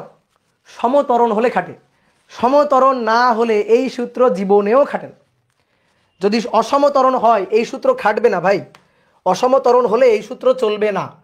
অসমত্বরণের ক্ষেত্রে, অসমত্বরণ যদি হয় তাহলে সেখানে আমরা গতির যে সূত্রগুলো জানি, S equal to UT plus half AT square খাটবে না, অসমত্বরণ হলে খাটবে না। S equal to U plus V divided by 2 into T খাটবে না। V equal to U plus AT খাটবে না। V square equal to U square plus 2s এটাও খাটবে না। এই সকল সূত্র খাটে, এই যে 4টা সূত্র এটা সমত্বরণের জন্য খাটে। তাহলে তুমি যখন এখানে এই যে V minus U divided by T equal to A লিখছো, ভাই এটা সমত্বরণের জন্য। যদি অসমত্বরণ প্রযুক্ত হয় তাহলে তো এই সূত্র চলবে না। তো তখন আমরা কি করব? এই যে অসমত্বরণ যদি হয় তাহলে একটাই উপায় আছে, সেটা হচ্ছে ক্যালকুলাস। যদি তোমাকে কেউ বলে অসমত্বরণে আমি বেগ বের করতে চাই, তাহলে তাকে বলবা যে অসমত্বরণে ভাই বেগ বের করার জন্য V equal to DDT of S. দুনিয়ার সবসময় বেগের সূত্র এটা, দুনিয়ায় সবসময় ত্বরণের সূত্র এটা, ডিডিটি অফ ভি। দুনিয়াতে সবসময় ত্বরণের সূত্র এটা, সেটা অসমত্বরণ হোক আর সমত্বরণ হোক। তাহলে কি করতে হবে? যদি অসমত্বরণ হয় তাহলে একটাই মেথড আমাদের হাতে আছে, সেটা হচ্ছে ক্যালকুলাস। ঠিক আছে? অসমত্বরণ সমত্বরণ যাই হোক, ঠিক আছে, সর্বদাই খাটবে। এই যে এই প্রমাণ, এটা সর্বদাই প্রযোজ্য, সর্বদাই প্রযোজ্য। তুমি 9 10-এ কেন এটা দেখো নাই? কারণ 9 10-এ তুমি ডিফারেন্সিয়েশন জানতা না, তুমি 9 10-এ অসমত্বরণের কথাবার্তা শোনোই নাই। ঠিক আছে? যদি কখনো টিচারকে জিজ্ঞেস করছো অসমত্বরণ গাড়ি চললে সূত্রগুলো কি হবে, টিচার বলছে না এগুলো তুমি বড় ক্লাসে শিখবা, এগুলো তোমার এখন শিখতে হবে না। কি তাই না? এই গতিবিদ্যা পড়ছো তো, গতিবিদ্যাতে কিন্তু আপার এগুলো শিখাইছে। ঠিক আছে? তাহলে এটা হচ্ছে নিউটনের গতির দ্বিতীয় সূত্র গেল, এবং দ্বিতীয় সূত্র থেকে আমরা সুন্দর একটা সূত্র পাইলাম যে এফ ইকুয়াল টু এম এ। ঠিক আছে? এফ ইকুয়াল টু এম এ। এবার আসো নিউটনের গতির দ্বিতীয় সূত্র থেকে আমরা প্রথম সূত্র প্রমাণ করতে পারি কিনা। অবভিয়াসলি পারি। দ্বিতীয় সূত্র থেকে আমরা পাই যে F equal to M A, F equal to M A. তাহলে প্রথম সূত্র কি বলে? প্রথম সূত্র বলে বাহ্যিক বল প্রযুক্ত না হলে, বাহ্যিক বল প্রযুক্ত না হলে, দ্যাট মিনস F0 হলে, F0 হলে, তাহলে F0 বসায় দাও এখানে, F0 বসাও। তাহলে বাহ্যিক বল প্রযুক্ত না হলে F0 হলে ma, ভর আর ত্বরণের গুণফল হচ্ছে 0। বস্তুর ভর দুটো রাশির গুণফল 0 হলে বস্তুর ভর এটা তো কখনো 0 হতে পারে না, তাহলে অবভিয়াসলি অতএব অবশ্যই a হবে 0। তাহলে কোনো বস্তুর ত্বরণ হবে 0, বস্তুর ত্বরণ 0 হওয়ার দুটো মিনিং থাকে, বস্তুর ত্বরণ 0 হওয়ার দুটো মিনিং থাকে। বলো, বস্তু যদি স্থির থাকে তাহলে ত্বরণ কত? বস্তু স্থির, বস্তু স্থির অ্যাট রেস্ট পজিশনে, তাহলে বলো ত্বরণ কত? 0, তাই না? যদি ত্বরণ 0 হয় তাহলে বস্তু সমবেগেও চলে, সমবেগে, বস্তু সমবেগে চলে, তাহলে বস্তু স্থির আর বস্তু সমবেগে চলে। তো সমবেগে চললে in motion, but V constant, V constant, V কনস্ট্যান্টে ইন মোশনে আছে। কি ক্লিয়ার? তাহলে হলো, বলো। দ্বিতীয় সূত্র থেকে প্রথম সূত্র হলো 2 মার্কের প্রশ্ন আসবে যে নিউটনের গতি দ্বিতীয় সূত্র থেকে প্রথম সূত্র প্রমাণ করো। তাহলে দ্বিতীয় সূত্র থেকে আমরা পাই F = ma, আর প্রথম সূত্র আমাদের বলে বাহ্যিক বল প্রযুক্ত না হলে, অর্থাৎ F এর মান 0 হলে, F এর মান 0 বসাই দাও, বসাই দিলে ত্বরণ হচ্ছে 0, আর ত্বরণ 0 মানে দুটো মিনিং, একটা হচ্ছে বস্তু স্থির আর একটা হচ্ছে বস্তু সমবেগে চলতেছে। ঠিক আছে, ওকে।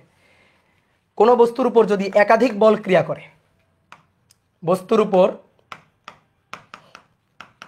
উপর একাধিক বল ক্রিয়া করলে, একাধিক বল ক্রিয়া করলে তখন সূত্রটা কেমন হবে? বস্তুর উপর একাধিক বল যদি ক্রিয়া করে তখন ব্যাপারটা কেমন হবে? ধরো একটা বস্তু, এই বস্তুর উপর অনেকগুলো বল একসাথে ক্রিয়া করছে, F1, F2, F3, ধরো F4, অনেকগুলো বল ক্রিয়া করছে। যদি এরকম ক্রিয়া করে তাহলে নিউটনের গতিসূত্র কি করব আমরা? গতিসূত্রের দ্বিতীয় সূত্রটা আমরা কিভাবে খাটাবো? এই বলগুলোর লব্ধি করব। এই যে সামেশন অফ এফ, এই এফটা হচ্ছে বলগুলোর লব্ধি, লব্ধি বল, লব্ধি বল ভেক্টর সাম কিন্তু। তাহলে এই লব্ধি বল এটা ইকুয়াল টু হবে এম। একটা বল যেমন প্রযুক্ত হলে F = ma, এরকম অনেকগুলো বল যদি প্রযুক্ত হয়, অনেকগুলো বল যদি প্রযুক্ত হয় তাহলে সামেশন অফ F = ma। বুঝলা? অনেকগুলো বল যদি বস্তুর উপর ক্রিয়া করে তাহলে আমরা লিখবো সামেশন অফ F = ma। ধরো একটা বস্তু, এই একটা বস্তু, এই বস্তুর উপর, ধরো একটা বস্তু, এই বস্তুর উপর উপরের দিকে ক্রিয়া করছে 10 নিউটন বল, আর নিচের দিকে ক্রিয়া করছে মনে করো 20 নিউটন বল, নিচের দিকে ক্রিয়া করছে 20 নিউটন বল। তাহলে এই দুটো বলের লব্ধি, এই দুটো বলের লব্ধি বস্তুতে ত্বরণ সৃষ্টি করবে। এটা F1, এটা F2। তাহলে লব্ধি করো, কোনটা বড়? এটা বড়, এটা ছোট। তাহলে এই দিকেই থাকবে লব্ধি বল, তাহলে 20 - 10, অর্থাৎ F2 - F1, এটা ইকুয়াল টু হবে ma। তাহলে বস্তুর যদি ভর হয় সাপোজ 2 কেজি, ধরো 2 কেজি ভর, তাহলে F2 - F1, 20 - 10 that is 10, 20 - 10 that is 10, বস্তুর ভর ধরো 2, তাহলে 2 × a, তাহলে অর্থাৎ a ইকুয়াল টু কি হবে? a ইকুয়াল টু হবে 5। বুঝলা? তাহলে অনেকগুলো বল যদি বস্তুর উপর প্রযুক্ত হয় তাহলে লব্ধি করবো আমরা। ওকে, ডান। ঠিক আছে, এবার আর একটা খুব ইম্পর্টেন্ট কথা একটু শুনে রাখো। আমরা যে নিউটনের গতির যে সূত্রটা লিখি F = d/dt of p, d/dt of p, অথবা F = del p/del t, এখানে এই যে ভরবেগের পরিবর্তনই, ভরবেগের পরিবর্তনের হারই হচ্ছে প্রযুক্ত বল। এখন আমাদের আর ভরবেগের পরিবর্তনের হার প্রযুক্ত বলের সমানুপাতিক বলার আর কোনো দরকার নেই, কারণ সমানুপাতিক ধ্রুবক তো এক। তাহলে একবার বলে দিতে পারি যে বস্তুর ভরবেগের পরিবর্তনের হারই হচ্ছে প্রযুক্ত বল, বস্তুর ভরবেগের পরিবর্তনের হারই প্রযুক্ত বল। সমানুপাতিক বলার দরকার নেই, কারণ কনস্ট্যান্ট কত? কে এর মান কত? 1। তাহলে বস্তুর ভরবেগের পরিবর্তনের হারই হচ্ছে প্রযুক্ত বল। তাহলে F = d/dt of p। এইবার প্রশ্ন হচ্ছে বল কার উপর প্রযুক্ত হবে আর ভরবেগের পরিবর্তন কার ঘটবে? তো এই ব্যাপারগুলো নিয়ে পরবর্তীতে ম্যাথ করতে গিয়ে অনেক ঝামেলা হয়, তো আমরা আপাতত লিখে রাখি, নোট করে রাখি, তারপর তো ম্যাথ করার সময় আমরা জিনিসগুলো দেখবই ইন ডিটেলস। তাহলে মাথায় রাখো, খুবই ইম্পর্টেন্ট কথা, যার ভরবেগের পরিবর্তন হবে বল প্রযুক্ত হবে তার উপর, বা প্রযুক্ত বল যার উপর ক্রিয়া করবে ভরবেগের পরিবর্তন হবে তার। ঠিক আছে, তাহলে ভরবেগের পরিবর্তন যার হবে, ভর বেগের পরিবর্তন যার হবে প্রযুক্ত বল তার উপর, প্রযুক্ত বল তার উপর, যার উপর বল প্রযুক্ত হবে ভরবেগের পরিবর্তন তারই ঘটবে। কি ক্লিয়ার? ওকে, এবার আসো নিউটনের গতির তৃতীয় সূত্র। এইটা জানে না এরকম কেউ দুনিয়াতে এক্সিস্ট করে না। ঠিক আছে, আর্টস কমার্সে পড়া পোলাপানও নিউটনের গতির অ্যাটলিস্ট তৃতীয় সূত্র জানে। তাহলে কি তৃতীয় সূত্রটা কি বলো? Every action has equal and opposite reaction, ঠিক আছে? যে for every action there is, লিখি আসো আমরা একটু ভাব নিয়েই লিখি, ফর ইংলিশে লিখি, for every action, for every action there is an equal, there is an equal and opposite reaction, and opposite reaction, ঠিক আছে? এইটা হচ্ছে নিউটনের গতির তৃতীয় সূত্র। তাহলে বাংলায় বললে কি, প্রত্যেক ক্রিয়ারই সমান ও বিপরীত প্রতিক্রিয়া আছে, প্রত্যেক ক্রিয়ারই সমান ও বিপরীত প্রতিক্রিয়া আছে। প্রত্যেক ক্রিয়া, এই ক্রিয়া মানে কি কাজ, বলো? প্রত্যেক, এই যে আমরা বলি ক্রিয়ারই, এই ক্রিয়া মানে কি কাজ, প্রত্যেক ক্রিয়ারই, এই ক্রিয়া মানে বল, প্রত্যেক ক্রিয়া বলেরই সমান ও বিপরীত প্রতিক্রিয়া বল আছে, সমান ও বিপরীত প্রতিক্রিয়া বল আছে, প্রত্যেক ক্রিয়ারই সমান ও বিপরীত প্রতিক্রিয়া বল আছে। এটা হচ্ছে নিউটনের গতির তৃতীয় সূত্র। কি কথা বুঝছো?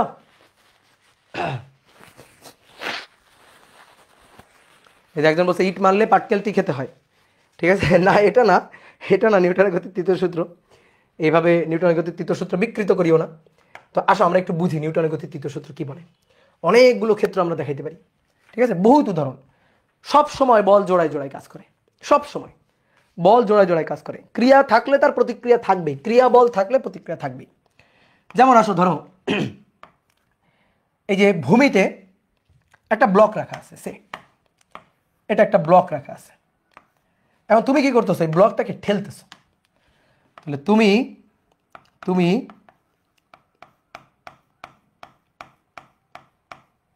এই ব্লকটাকে ধরে ঠেলতেছো, ঠিক আছে? তাহলে তুমি এই ব্লকটাকে ঠেলতেছো, তুমি বল দিলা, দেখো এই যে তুমি বল দিয়ে ঠেলতেছো। তাহলে তোমার প্রযুক্ত বল এটা হচ্ছে F1। তাহলে তুমি যখন ব্লকটাকে ঠেলবা, ধাক্কা দিবা, এভাবে যখন এই যে ধাক্কা দিবা, ঠিক আছে, ধাক্কা দিবা, তখন এই তলটাও কিন্তু তোমাকে একটা ধাক্কা দিবে। তাহলে তুমি যে ব্লকটাকে ঠেলতেছো সেও কিন্তু একটা বল দিবে। তাহলে তার প্রযুক্ত বলটাকে আমি বললাম F2। নিউটনের গতির তৃতীয় সূত্র অনুযায়ী এই F1 আর F2 এরা পরস্পর সমান, এদের মান সমান, কিন্তু ভেক্টর সাইন দিয়ে লিখলাম, এই যে ভেক্টর সাইন। তাহলে ভেক্টর সাইন দিলে তো ভেক্টর হয়ে গেল, মান সমান, ঠিক আছে, কিন্তু দিক বিপরীত। এই যে মান সমান এবং দিক বিপরীত, তাহলে F1 এবং F2 এদের মান সমান, দিক পরস্পরের বিপরীত। এই একটা উদাহরণ। তুমি একটা ব্লককে ঠেলবা, ব্লকটাও তোমাকে ঠেলবে।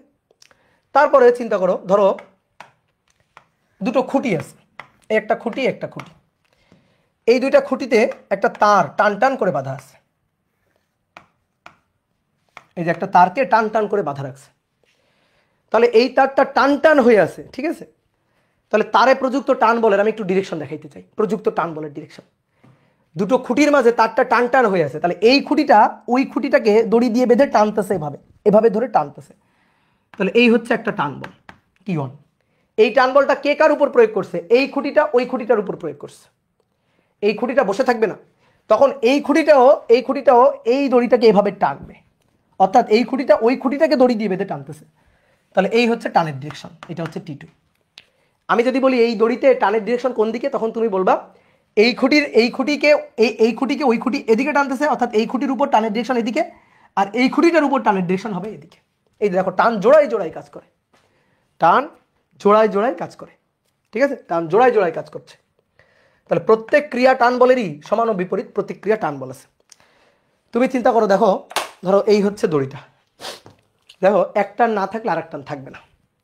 দেখো এই যে দুই হাতে আমি এইভাবে টানতেছি, তাহলে দড়ির টানের ডিরেকশন, এই হাতের কথা চিন্তা করি, এই হাত ধরে এই হাতে ওই হাতটাকে আমি টানতেছি এভাবে, আর এই হাতটাকে এদিকে টানতেছে এভাবে, তাহলে এই যে টান হয়ে আছে, এই যে বাংলায় আমরা বলি না টান, এই টান কথার পিছনে, এই যে বাংলায় টান বলি, দড়িটা টান হয়ে আছে, এই বাংলার পিছনেও এই ফিজিক্সের ল কাজ করতেছে। বাংলায় এই যে কথাটা টান, এই কথাটাও আসলে ফিজিক্স থেকে আসছে, ফিজিক্সে এই যে নিউটনের গতির তৃতীয় সূত্র থেকে আসছে, যে দুটো টান,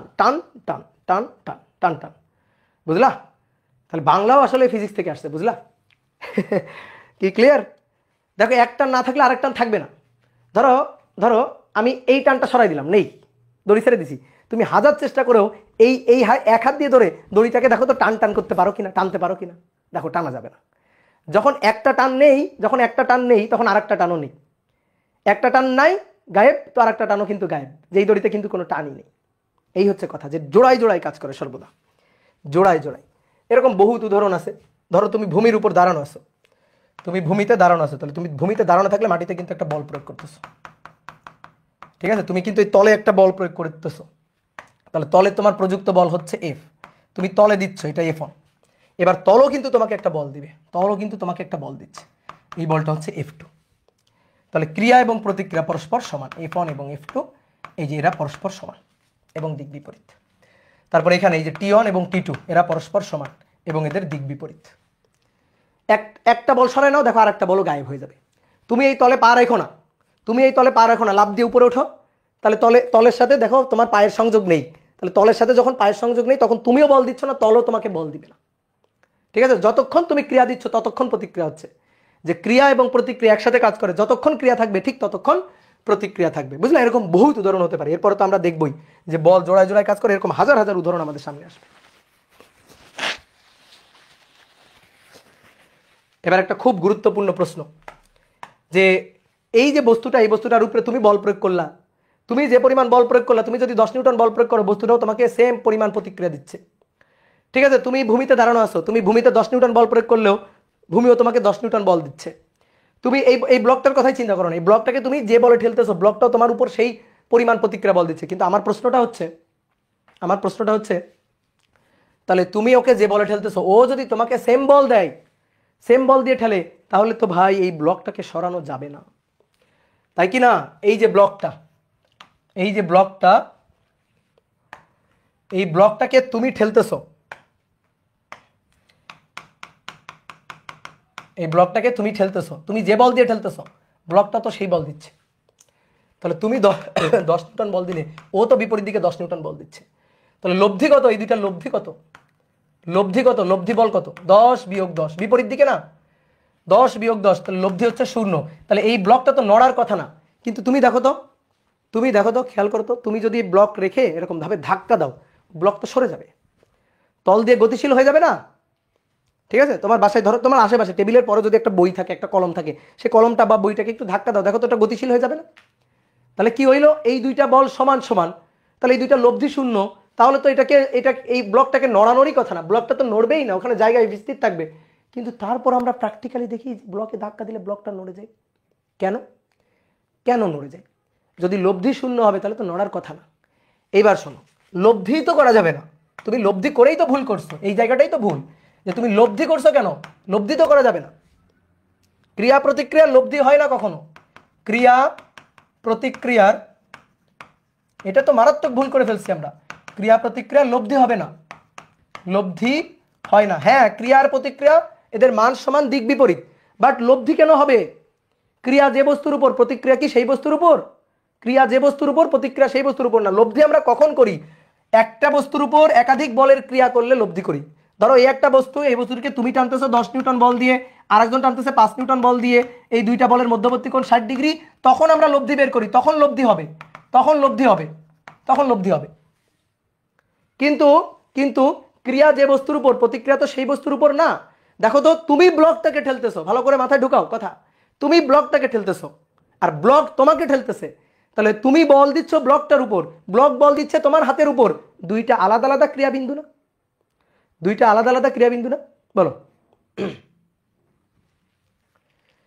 বলো আলাদা আলাদা ক্রিয়াবিন্দু, তাহলে লব্ধি করা যাবে না। তুমি বল দিচ্ছ ব্লকের উপর, তাহলে তোমার প্রযুক্ত বল 10 নিউটনের ক্রিয়াবিন্দু ব্লকটা, তাহলে আমি যদি বলি ব্লকের উপর কয়টা বল ক্রিয়া করছে, ব্লকের উপর, দেখো ব্লকের গতি চিন্তা করো, ব্লকের উপর বল ক্রিয়া করতেছে তোমার 10 নিউটন বল, তুমি ব্লককে 10 নিউটন বলে ধাক্কা দিচ্ছ, তাহলে তুমি ব্লককে 10 নিউটন বলে ধাক্কা দিলে ওই 10 নিউটন বল নিয়েও চলতে থাকবে, আর ও তোমার উপর দিচ্ছে 10 নিউটন বল, তাহলে দুইটা তো আলাদা আলাদা ক্রিয়াবিন্দু হলে তো লব্ধি করা যায় না। কি ক্লিয়ার? ক্রিয়া প্রতিক্রিয়া ভিন্ন বস্তুর উপর ক্রিয়া করে। আমি এই বোর্ডকে ঠেলতেছি, এই যে বোর্ডকে আমি ঠেলতেছি, বোর্ড আমাকে ঠেলতেছে, তাহলে দুইটা তো আলাদা আলাদা বস্তুর উপর। বুঝলাম না ভাইয়া, বোঝনি? তুমি বল দিচ্ছ কার উপর? ব্লকের উপর। আর ব্লক বল দিচ্ছে কার উপর? প্রতিক্রিয়া বল দিচ্ছে কার উপর? ক্রিয়াটা হচ্ছে ব্লকটার উপর, আর তুমি বল দিচ্ছ কার উপর? তুমি বল দিচ্ছ হচ্ছে ব্লকটার উপর, আর ব্লকটা বল দিচ্ছে কার উপর? তোমার উপর। তাহলে দুটো আলাদা আলাদা ক্রিয়াবিন্দু, তাহলে লব্ধি কেমনে করবা? ধরো একটা বস্তু 2 কেজি ভরের একটা বস্তুর উপর বল 10 নিউটন, 4 কেজি ভরের একটা বস্তুর উপর বল 10 নিউটন, তুমি এই দুটো বলের লব্ধি করবা? এই দুটো বলের তো লব্ধি করা যাবে না। এখন আমি বলবো তো ভাই আমি তাহলে পিছনে সরে যাই না কেন? তুমি পিছনে সরে যাও না কেন জানো? কারণ তুমি যে তলে দাঁড়ানো আছো সেই তলে যে ফ্রিকশন আছে, এই কারণে তুমি পিছনে সরে যাও না। কিন্তু তুমি একটা পিচ্ছিল তলে দাঁড়াই দেখো তো, একটা পিচ্ছিল তলে কোনো একটা বস্তুকে ঠেলতে যাবা, দেখবা তুমি সরে যাচ্ছ। ঠিক আছে, এই যে ব্লকটা, এই ব্লকের উপর 10 নিউটন, তাহলে ব্লকটা 10 নিউটন বলে চলবে, এই 10 নিউটন বলে চলবে ব্লকটা 10 নিউটন বলে চলবে। এবার ধরো তুমি, তোমার উপর প্রযুক্ত বল, দেখো তোমাকে আমি আলাদা করে দেখাই, এই যে তোমার উপর প্রযুক্ত বল তোমার উপর ব্লক কর্তৃক প্রযুক্ত বল এই যে 10 নিউটন। তারপরে তুমি যে তলে দাঁড়ানো আছে, এই যে সরে যায় না কেন? অনেকে বললা যে ভাই সরে যায় না কেন? কারণ তুমি যে তলে দাঁড়ানো আছে সেই তলে তো একটা ফ্রিকশন ফোর্স আছে, এই কারণে তো তুমি নড়ো না। হ্যাঁ, বক্সের তলেও তো ফ্রিকশন আছে, তাহলে বক্স কেন নড়ে? খুব গুরুত্বপূর্ণ, মনে করো যে কনসেপচুয়াল কোশ্চেন, ভালো কোশ্চেন করছো, যে ব্লক কেন নড়ে? ঘর্ষণ বলের একটা ঘর্ষণ বলের একটা সর্বোচ্চ মান আছে, তুমি যদি সেই বলের চেয়ে বেশি বল দিতে পারো তাহলে তো বস্তু গতিশীল হয়ে যাবে। তুমি যদি সেই বলের চেয়ে বেশি বল দাও তাহলে বস্তু গতিশীল হয়ে যাবে। ধরো এই ব্লকের উপর বল হচ্ছে 10 নিউটন, এখন ব্লকের উপর যে ঘর্ষণ বলটা ক্রিয়া করতেছে সেই ঘর্ষণ বলটা ধরো 5 নিউটন, তাহলে তো ব্লকটা গতিশীল হবেই। ঠিক আছে, আমরা যখন ঘর্ষণ পড়ি তখন দেখবো এই জিনিসগুলো। তোমার উপর ঘর্ষণ বল আর বস্তুর উপর ঘর্ষণ বল তো একই রকম না, এই কারণে দেখবা তুমি অনেক ভারী বস্তু নাড়াইতে পারতেছো না। কেন? তুমি তো ভারী একটা বস্তু, বিশাল বড় ভারী একটা আলমারি তুমি ঠেলতেছো, নাড়াইতে পারতেছো না। কেন নাড়াইতে পারতেছো না? কারণ তুমি যে বলটা দিচ্ছ সেই বলটা ওই তলের ফ্রিকশনকে অতিক্রম করার জন্য যথেষ্ট না, এই কারণে তুমি ওই বস্তুটাকে ঠেলে সরাইতে পারবা না। তাহলে ফ্রিকশনকে অতিক্রম করার জন্য অনেক বেশি বল যদি তুমি দাও তাহলে তুমি বস্তুটাকে নাড়াইতে পারবা। ঠিক আছে, অনেক সময় দেখবা ভারী বস্তু বিশাল ধাক্কা দিছো, ধাক্কা দিয়ে বস্তু সরে নাই, তুমি উল্টা সরে আসছো। ভারী একটা বস্তু তুমি ধাক্কা দিছো, ধাক্কা দিয়ে তুমি সরো নাই, মানে বস্তু সরে নাই, তুমি উল্টা সরে আসছো। এরকম হয় না? চিন্তা করে দেখো তো, এটাই হচ্ছে কথা।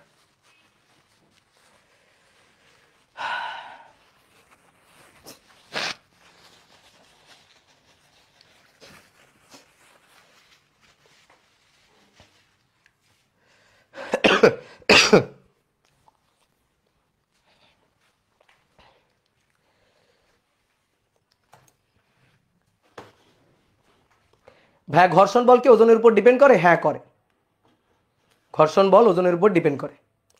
কি স্ক্রিন কি ব্লার? কেন ব্লার হবে? দেখো দেখো আবার ঠিক হয়ে যাবে, ক্লিয়ার আছে, ওকে।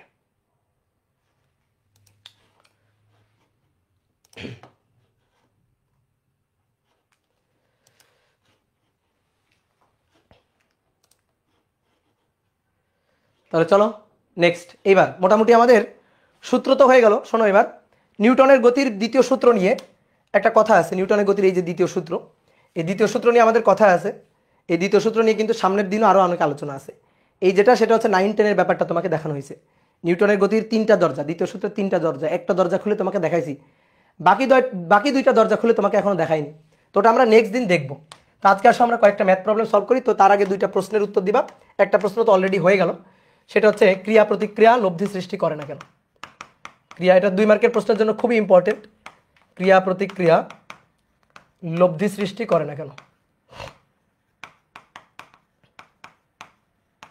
করে না কেন? এটার উত্তর অলরেডি তোমরা পেয়ে গেছো, তাহলে সুন্দর করে পরীক্ষা আসলে লিখবা।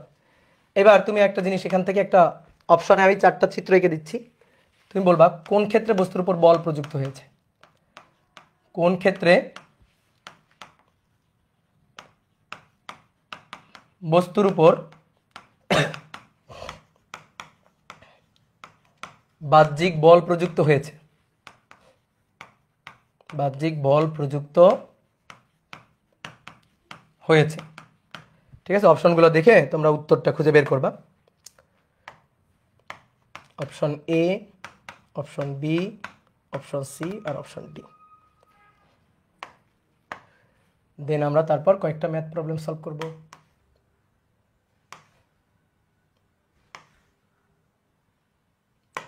ধরো কোনো একটা বস্তু, সেই বস্তুর এই পাশে ইনিশিয়াল, এই পাশে ফাইনাল। তো ধরো একটা বস্তু, বস্তুটার ভর হচ্ছে 2 কেজি, বস্তুটা 4 মিটার পার সেকেন্ড বেগ নিয়ে যাচ্ছে। বস্তুটার ভর হচ্ছে 2 কেজি, বস্তুটা 3 মিটার পার সেকেন্ড বেগ নিয়ে যাচ্ছে। বস্তুর ভর 2 কেজি, বস্তুটা 4 মিটার পার সেকেন্ড বেগ নিয়ে যাচ্ছে। বস্তুটার ভর কোনো কারণে হয়ে গেছে 1 কেজি এবং বস্তুটা 4 মিটার পার সেকেন্ড বেগ নিয়ে যাচ্ছে। বস্তুটার ভর 2 কেজি, বস্তুটা 4 মিটার পার সেকেন্ড বেগ নিয়ে এক্স অক্ষ বরাবর যাচ্ছিল। বস্তুটার ভর 2 কেজি আছে এবং বেগও 4 কেজি আছে, সরি, ভর 2 কেজি আছে এবং বেগ 4 মিটার পার সেকেন্ডই আছে, কিন্তু এবার এক্স অক্ষের সাথে একটু কোণ করে যাচ্ছে, কোণ করে যাচ্ছে। এটা 2 কেজি, এটা 4 মিটার পার সেকেন্ড বেগে, এটা 2 কেজি, এটা 4 মিটার পার সেকেন্ড বেগে। তাহলে তুমি বলবা কোন ক্ষেত্রে বাহ্যিক বল প্রযুক্ত হয়েছে আর কোন ক্ষেত্রে বাহ্যিক বল প্রযুক্ত হয়নি। একটা অ্যান্সার না, অ্যান্সার অনেক। কোন ক্ষেত্রে বাহ্যিক বল প্রযুক্ত হয়েছে, কোন ক্ষেত্রে বাহ্যিক বল প্রযুক্ত হয়নি।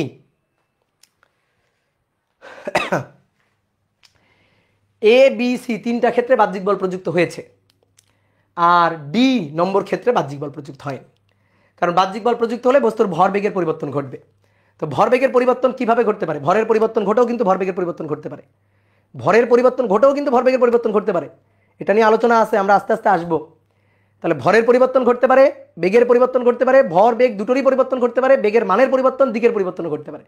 তাহলে আসো দেখো, প্রথমটা 2 কেজি ছিল, 4 মিটার পার সেকেন্ড ছিল, 2 কেজি আছে কিন্তু বেগ কমে গেছে, তার মানে অবশ্যই এর উপর মন্দন সৃষ্টিকারী বল প্রযুক্ত হয়েছে। তাহলে এখানে বাহ্যিক বল প্রযুক্ত হয়েছে, তার মানে F ≠ = 0, বাহ্যিক বল প্রযুক্ত হয়েছে। 2 KG 4 metre per second, 1 KG 4 metre per second, বেগের মানের পরিবর্তন ঘটে নাই, বাট ভরের পরিবর্তন ঘটছে। তো ভরের পরিবর্তন ঘটলেও তো ভরবেগের পরিবর্তন ঘটছে, সুতরাং এই ক্ষেত্রে বাহ্যিক বল প্রযুক্ত হয়েছে অবশ্যই। দেখো, বেগের মানের কোনো পরিবর্তন হয় নাই, কিন্তু বেগের দিকের পরিবর্তন হয়েছে। বাহ্যিক বল প্রযুক্ত না হলে দিকের কোনো পরিবর্তন হবে না, তাহলে এখানেও বাহ্যিক বল প্রযুক্ত হয়েছে। এই ক্ষেত্রে বাহ্যিক বল প্রযুক্ত হয় নাই, কারণ বেগের মান যা ছিল, যে দিক ছিল বেগের মান, সেই দিক একই মান আছে, মান আর দিকের কোনো পরিবর্তন হয় নাই, ইভেন ভরেরও কোনো পরিবর্তন হয় নাই। তার মানে ভর বেগের কোনো পরিবর্তন হয় নাই, ভর বেগ ইনিশিয়ালি যা ছিল ফাইনালও তাই আছে, ঠিক আছে, দিকও একই দিকে আছে। তাহলে ভর বেগের কোনো পরিবর্তন ঘটে না এখানে, তাহলে এখানে বাহ্যিক বল প্রযুক্ত হয় নাই, অর্থাৎ F0। ক্লিয়ার? তাহলে নিউটনের গতির সূত্র আশা করি আমরা বুঝতে পারছি। ওকে, তাহলে চলো এবার একটু ম্যাথ করি। তো প্রথমে আসো 1 নম্বর ম্যাথ। বলা হচ্ছে 15 নিউটন বল একটি স্থির বস্তুর উপর 4 সেকেন্ড ধরে ক্রিয়া করে। স্থির বস্তুর উপর 4 সেকেন্ড ধরে ক্রিয়া করে, এরপর আর বল ক্রিয়া করলো না, এরপর বল ক্রিয়া করলো না। বস্তু এরপর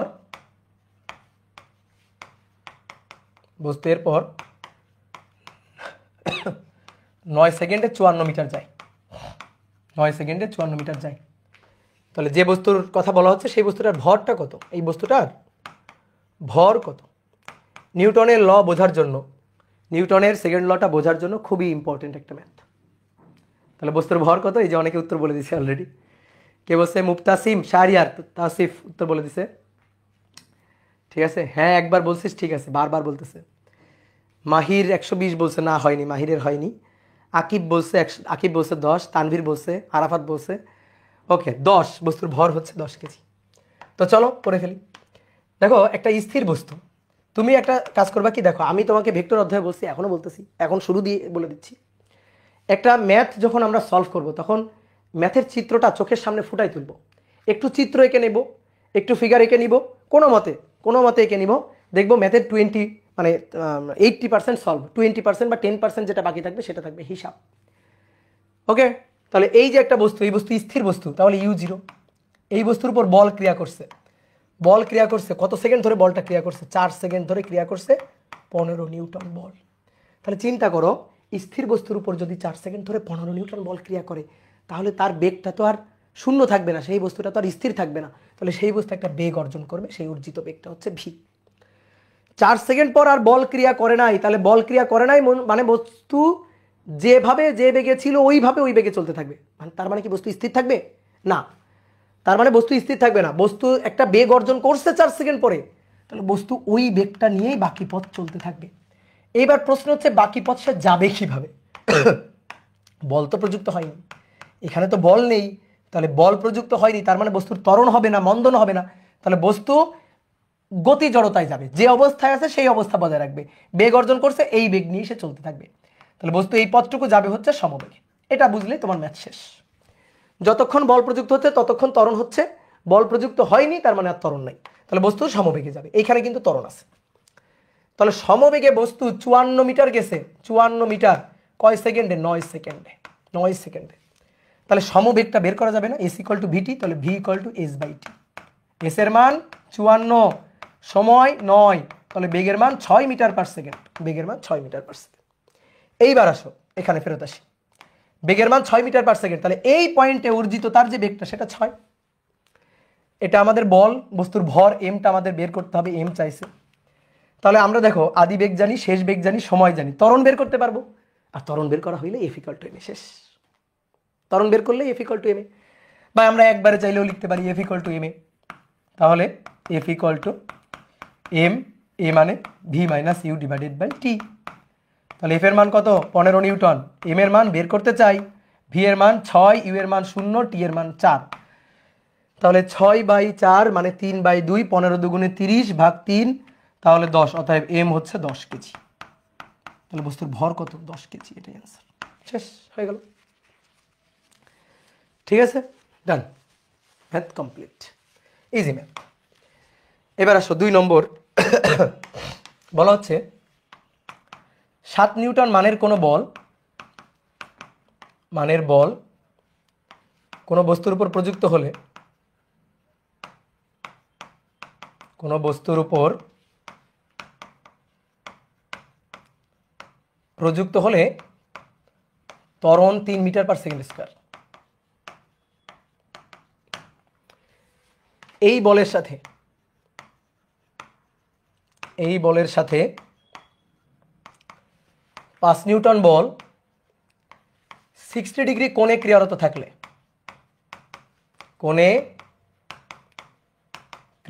থাকলে, ত্বরণ কত হবে? তাই না? খুব ইজি ম্যাথ। 7 নিউটন মানের বল কোনো বস্তুর উপর প্রযুক্ত আছে, ফলে ত্বরণ হয়েছে 3 মিটার পার সেকেন্ড স্কয়ার। তাহলে যতটুকু তথ্য পাওয়া যায় সেইটুকু তথ্য দিয়ে শুরু করি। এই বস্তুর ভর কত আমি জানি না, বলা হচ্ছে এই বস্তুর উপর নাকি 7 নিউটন বল প্রযুক্ত হলে এর ত্বরণ হয় 3 মিটার পার সেকেন্ড স্কয়ার। এটা হচ্ছে প্রথম ক্ষেত্র। আচ্ছা, এইটুকু থেকে তুমি কি তথ্য পাও বলো? এইটুকু থেকে তুমি কি তথ্য পাও? এইটুকু থেকে আমরা হচ্ছে ভর পাই, F equal to M A, so A equal to F 7/3 এত, সরি এ তো জানি, এম হচ্ছে 7/3 এত কেজি। এটা হচ্ছে বস্তুটার ভর। এবার এর উপর যত বলই প্রযুক্ত হোক, বস্তুর ভরের তো কোনো পরিবর্তন ঘটবে না। তাহলে এর উপর যদি আরো বল ক্রিয়া করে, তাহলে কিসের পরিবর্তন ঘটবে? বস্তুর ত্বরণের পরিবর্তন ঘটবে। তাহলে বস্তুটার উপর 7 নিউটন বল কিন্তু ছিল, পরবর্তীতে আমাদের বলছে 7 নিউটন বল আছে, 7 নিউটন বলের সাথে 5 নিউটন মানের আরেকটা বল 60 ডিগ্রি কোণে ক্রিয়ারত আসবে। তাহলে এর সাথে আরো একটা বল এসে অ্যাড হলো, 5 নিউটন মানের বল কত কোণে? 60 ডিগ্রি কোণে। এই যে, তাহলে 60 ডিগ্রি কোণে যদি এই বলটা প্রযুক্ত হয়, তাহলে লব্ধি বলটা কত? লব্ধি বল এফ কত? আমাদের লাগবে ত্বরণ। তাহলে আমরা কি করব? এই দুটো বলের লব্ধিটা আগে বের করব, যে লব্ধি প্রযুক্ত বলটা কত, আর ভরের মান তো জানি 7/3 কেজি। তারপর আবার সূত্র লিখবো এফ ইকুয়াল টু এম। তাহলে আমি একটু সামারিটা বলি। বস্তুর উপর 7 নিউটন বল ক্রিয়া করছে, ফলে ত্বরণ হচ্ছে 3 মিটার পার সেকেন্ড স্কয়ার। তাহলে এখান থেকে চট করে ভরটা বের করে নেওয়া যাবে। এবার এর উপর যদি আরো বল ক্রিয়ারত থাকে, তাহলে ভরের তো চেঞ্জ হবে না, চেঞ্জ হবে ত্বরণের। তাহলে তুমি কি করবা? অনেক বল যদি একসাথে ক্রিয়ারত থাকে, লব্ধি বের করে নিবা। আর ভরের মান তো 7/3 কেজি, তাহলে F equal to M A. তাহলে এখানে এফটা হবে লব্ধি বল। তাহলে লব্ধি বলটা বের করো। তাহলে লব্ধি বলটা F equal to root over 7 square plus 5 square plus 2 into 7 into 5 cos 60 degree. দেখো তো 10.44 নাকি? 10.44, ইয়েস 10.44 নিউটন। তাহলে অতএব ভর তো জানি 7/3, অতএব ত্বরণ এ, তাহলে লব্ধি বল ডিভাইডেড বাই এম, তাহলে 10.44 ডিভাইডেড বাই 7/3, 4.47 এত মিটার পার সেকেন্ড স্কয়ার। এই তো, ঠিক আছে, সহজ ম্যাথ, খুবই খুবই সহজ। ডান ডান ডান।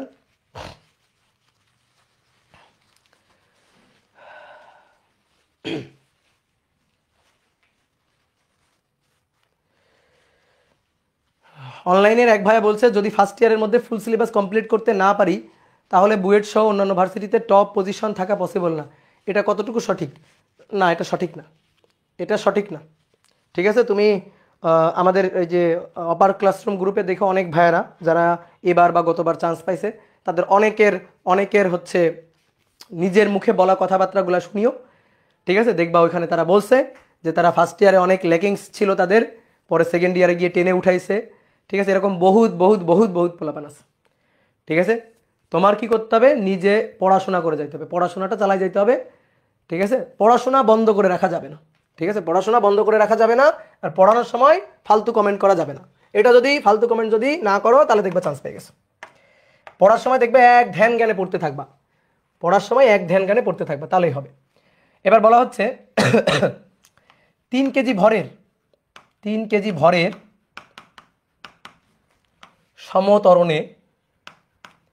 সমতরণে চলমান কোনো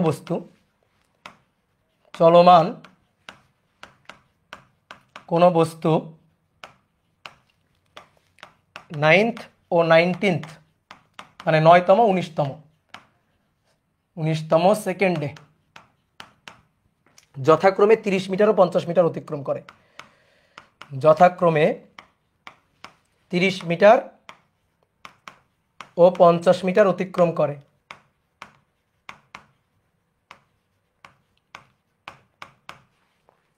বস্তুর উপর প্রযুক্ত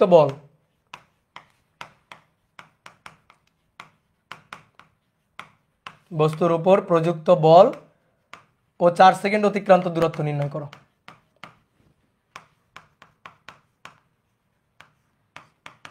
4 সেকেন্ডে বস্তুর অতিক্রান্ত দূরত্ব নির্ণয় করো। করো তো দেখি, করো। 3 কেজি ভরের সমতরণে চলমান কোনো বস্তু, সমতরণে চলমান কোনো বস্তু 9তম আর 19তম সেকেন্ডে যথাক্রমে 30 মিটার ও 50 মিটার অতিক্রম করে। ঠিক আছে, ইউ কি জিরো, এই তো একটা কথা, ইউ কি জিরো একবারও বলছে, আদিবেগ কি জিরো একবারও বলছে? এখানে বলছে বস্তু সমতরণে চলতেছে, তা আদিবেগ জিরো এরকম কোনো কথা তোমাকে বলছে? বলে নাই। তাহলে আদিবেগ জিরো তোমাকে বলে নাই, যেহেতু তুমি কেন ভাববা আদিবেগ জিরো? আদিবেগ জিরো না, আদিবেগ থাকতেও পারে, আমরা বের করে দেখব। তাহলে টি-তম সময় অতিক্রান্ত দূরত্বের সূত্র লাগবে, টি-তম সময়ে অতিক্রান্ত দূরত্বের সূত্র লাগবে। টি-তম সময় অতিক্রান্ত দূরত্বের সূত্র STH, এটা equal to U plus half A 2t minus 1। আশা করি আমরা এটা জানি। টি-তম সময়, তাহলে ধরি বস্তুটা ইউ আদিবেগ নিয়ে, ধরি যে বস্তুটা ইউ আদিবেগ নিয়ে এ ত্বরণে চলতেছিল, এ ত্বরণে বস্তুটা চলতেছিল। তো 9তম সেকেন্ডে 30 মিটার আর 19তম সেকেন্ডে 50 মিটার দূরত্ব অতিক্রম করে। নাও এখানে বসাও। তাহলে প্রথম ক্ষেত্রে অতিক্রান্ত দূরত্ব 30, ইউ আদিবেগ প্লাস হাফ এ 2t, তাহলে 2 × 9তম 9 - 1। তাহলে অতএব সুন্দর করে সাজাই লিখলে U plus 9 × 18 - 1 17, 17/2 A equal to 30, সমীকরণ নম্বর 1। এবার দ্বিতীয় ক্ষেত্রে এটা হবে 50 সমান U plus half A 2 × t, T কত? টি এর মান 19 বিয়োগ 1, তাহলে 19 × 2 38 বিয়োগ 1 37, তাহলে অতএব ইউ প্লাস 37/2 এ এটা সমান 50। এবার এই দুইটা সমীকরণে আননোন কোয়ান্টিটি দুটো, একটা ইউ আর একটা এ, দেখো ইউ আর এ আননোন কোয়ান্টিটি দুটো ইকুয়েশন পাইলাম, দুটো। কে সলভ করবে বলো? কে সলভ করবে? ক্যালকুলেটর সলভ করবে। আননোন কোয়ান্টিটি দুটো, ইকুয়েশন দুটো, কে সলভ করবে? ক্যালকুলেটর। খবরদার তুমি সলভ করবে না, তাড়াতাড়ি ক্যালকুলেটরকে বলো সলভ করতে, ক্যালকুলেটরকে সলভ করতে বলো। সলভ করে পাই, সলভ করে দেখো তো ইউ এর মান কত পাওয়া যায়? 13 মেবি, ইউ এর মান মনে হয় 13 পাওয়া যাচ্ছে। দেখো তো 13 না, 13 আর 2, হ্যাঁ 13 মিটার পার সেকেন্ড, ইউ এর মান 13 মিটার পার সেকেন্ড।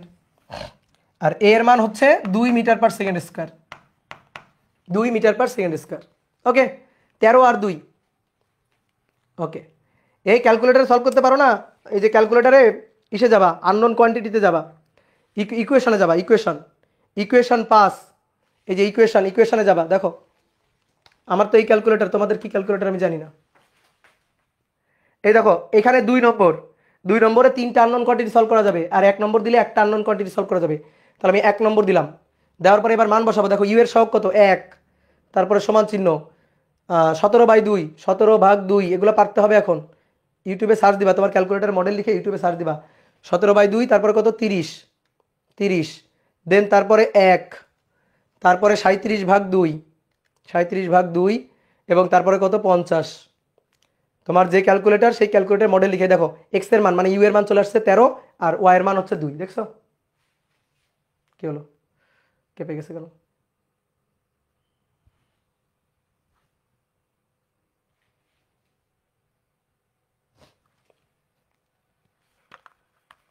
দাঁড়াও ফোকাস সরে গেছে। হ্যাঁ এই যে দেখো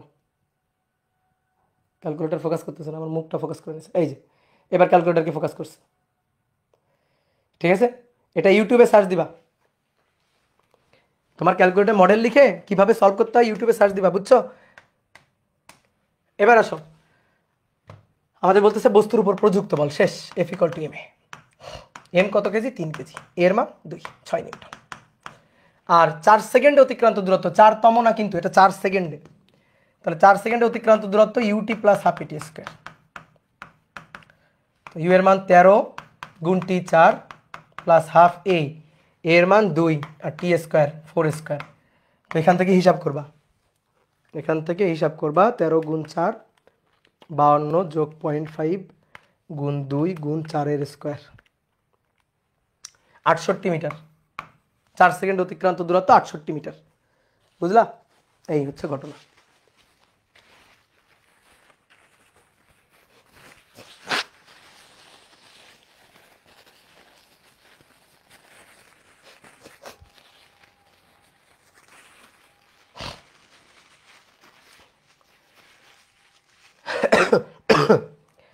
তাহলে একটা বস্তুর 9তম আর 19তম সেকেন্ডে অতিক্রান্ত দূরত্ব দেওয়া আছে, সেখান থেকে দুটো ইকুয়েশন লিখে ফেলছি, তারপরে দুটো ইকুয়েশন সলভ করছি।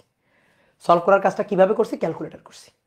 ঠিক আছে, তো ক্যালকুলেটর, তোমার যে ক্যালকুলেটর মডেল সেটা লিখে একটু কষ্ট করে ইউটিউবে সার্চ দিবা যে কিভাবে ইকুয়েশন সলভ করা যায়, দেখবা শিখে গেছো। ওকে ডান। নেক্সট আসো, এটা খুবই ইম্পর্টেন্ট একটা ম্যাথ। বলা হচ্ছে 20 কেজি ভরের বস্তুর উপর 20 কেজি ভরের বস্তুর উপর কি পরিমাণ বল 10 সেকেন্ড ধরে ক্রিয়া করলে, কি পরিমাণ বল 10 সেকেন্ড ধরে ক্রিয়া করলে এর বেগ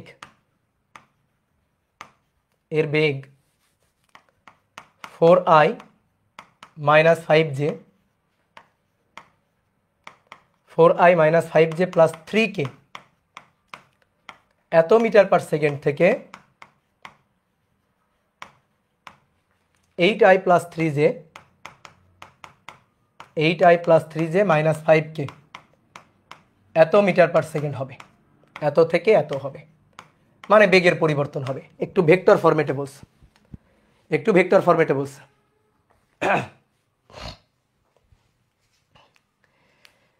ঠিক আছে, যে 20 কেজি ভরের বস্তুর উপর কি পরিমাণ বল 10 সেকেন্ড ধরে ক্রিয়া করলে এর বেগ 4i - 5j plus 3k metre per second থেকে 8i + 3j - 5k metre per second হবে। ঠিক আছে, 24 নিউটন। আমি প্রশ্ন লেখার আগে তোরা উত্তর বললি কেমনে? হ্যাঁ, আগে করে রাখছিস নাকি? প্রশ্ন লেখার আগে উত্তর বলে দিছে। যদি আমি এখানে চেঞ্জ করে দিতাম, প্র্যাকটিস সেটে প্রবলেম না হইতো। হ্যাঁ, তো চলো শুরু করি। 20 কেজি ভরের বস্তুর উপর কি পরিমাণ বল 10 সেকেন্ড ধরে ক্রিয়া করলে এর বেগ এত থেকে বেড়ে এত হবে, এত থেকে পরিবর্তিত হয়ে এত হবে। তাহলে ভাই এটা আদি বেগ ইউ না? এটা ভেক্টর ফরম্যাটে আছে, এটা শেষ বেগ ভি ভেক্টর ফরম্যাটে আছে। তাহলে আদি বেগ ইউ এর মানটা বের করি, আদি বেগ ইউ এর মানটা বের করি। তো সহজ ম্যাথ, 4² প্লাস 5² প্লাস 3²। এই যে -5 এর বর্গ করলে আসলে +5ই হয় আর কি, +5 এর বর্গই হয়। তাহলে 4 4 16 যোগ 25 যোগ 3 3 9, তাহলে √50, এটা √50। ভি এর মান ভি = √8² প্লাস 3² প্লাস 5²।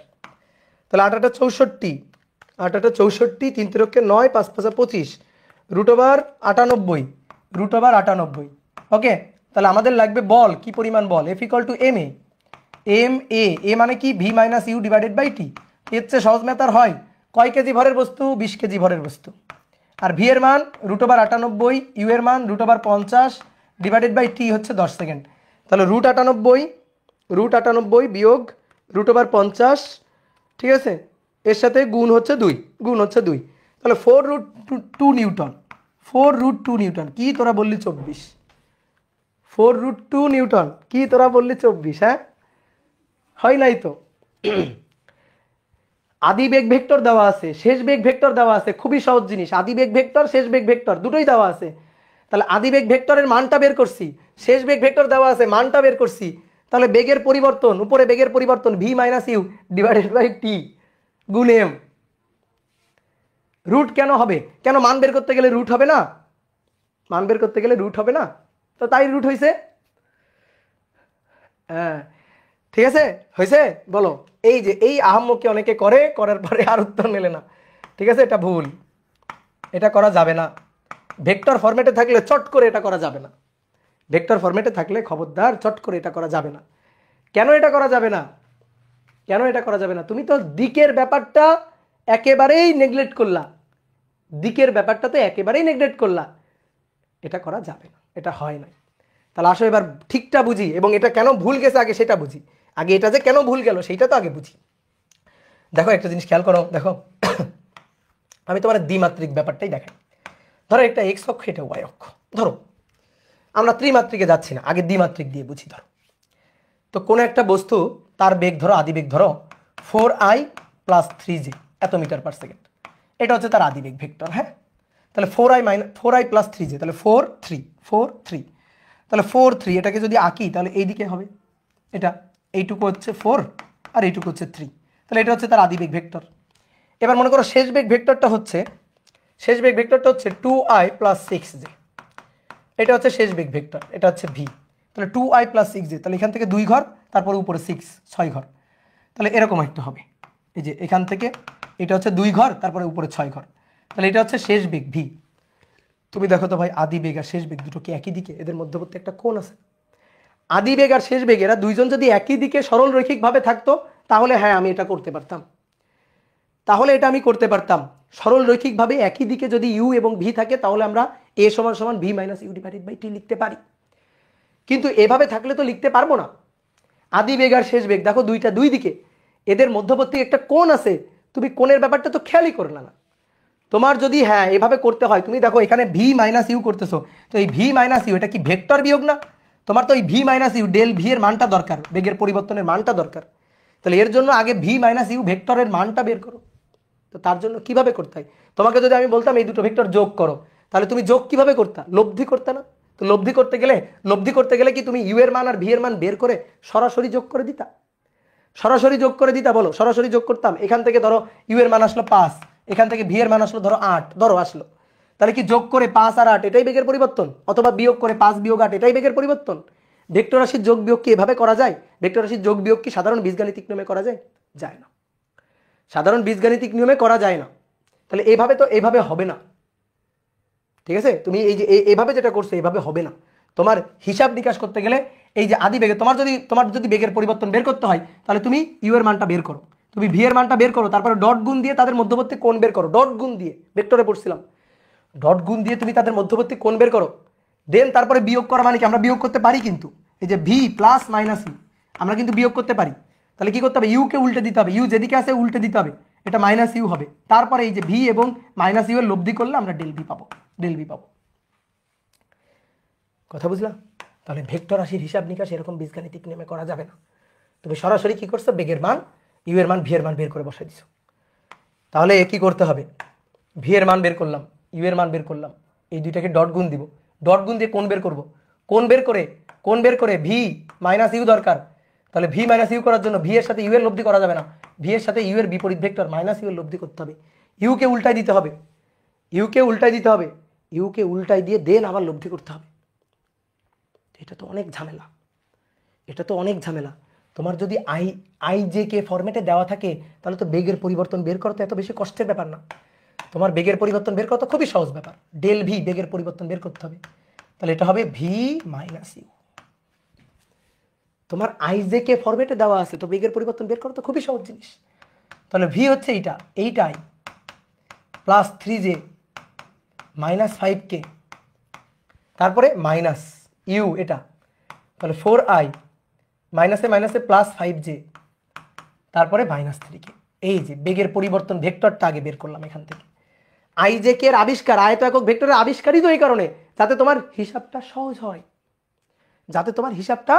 সহজ হয়, তাহলে এটা ভি এটা ইউ, এই ভি থেকে ইউ বিয়োগ দিব, এই যে ভেক্টর বিয়োগ দিব, সরাসরি মানে যোগ বিয়োগ করা যাবে না তো, তাহলে 8 থেকে 4 বিয়োগ দাও, তাহলে 4i ক্যাপ, তাহলে 3 আর 5 8j ক্যাপ আর মাইনাস 8k ক্যাপ, এইটা হচ্ছে ডেল ভি ভেক্টর। এইবার লেখা যাবে, এবার ঠিক আছে, এবার যদি আমি তোমাকে বলি ডেল ভি এর মান কত বের করো, এইবার ডেল ভি এর মান হচ্ছে এটা, ডেল ভি এই ডেল ভি এর মান, এই যে মডুলাস মান বা ডেল ভি, এটা সমান √4² প্লাস 8² প্লাস মাইনাস 8 তার স্কোয়ার। এইবার মানটা ঠিক আছে, তাহলে 8 × 64 আর 16, 64 + 64 + 16 144, রুট অ্যান্সার 12। হ্যাঁ, বেগের পরিবর্তনের মানটা 12 মিটার পার সেকেন্ড। আর তুমি যেটা বের করছিলে এখানে √98 √50, দেখো √98 বিয়োগ √50 এই, তাহলে 2√2 হয়নি, ঠিক আছে। ভেক্টর রাশির যোগ বিয়োগ সাধারণ বীজগণিত নিয়মে করা যায়, এভাবে করা যাবে? এটা তো হয়নি, ভেক্টর রাশির যোগ বিয়োগ তো সাধারণ বীজগণিত নিয়মে করা যাবে না। তাহলে এবার আসো, আমাদের কি বের করতে বলছে? বল এফ হয়ে গেছে, এফ = এম এ বা এম ডিভিডিটি বা del V del T. M কত কেজি? 20 কেজি, টি 10 সেকেন্ড, আর ডেল ভি এর মান 12, তাহলে 2 × 12 24 নিউটন, এফ এর মান 24 নিউটন। ঠিক আছে,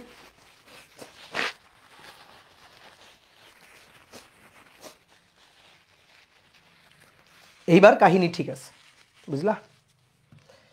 তাহলে জ্ঞান বাড়াইতে হবে, বুঝলা? সরাসরি ভেক্টর রাশির যোগ বিয়োগ করা যাবে না। ভেক্টর রাশির যোগ বিয়োগ যদি সাধারণ বীজগাণিতিক নিয়মে করতাম তাহলে ভেক্টর অধ্যায় এত কষ্ট করে পড়ে কি লাভ হইল বলো? এবার আসো দেখি, আগের ম্যাথটা যদি বুঝে থাকো তাহলে এই ম্যাথটা তোমরা করবা। 1 একক ভরের কোন বস্তুর সঞ্চার পথ x = 2t² - 2 এত মিটার, y = 4t - t²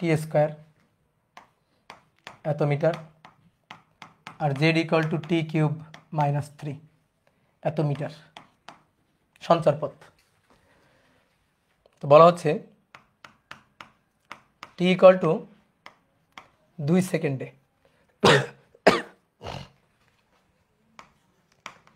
এর উপর প্রযুক্ত বল কত?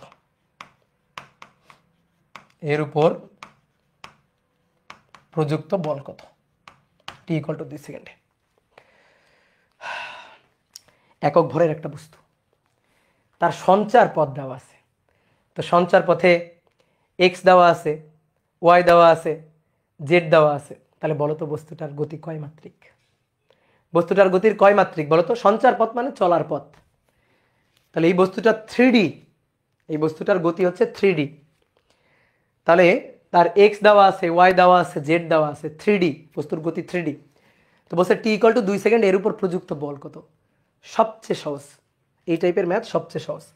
আচ্ছা, তোমাকে যদি আমি বলি বস্তুর সরণ ভেক্টরটা একটু লিখো তো, সরণ ভেক্টর।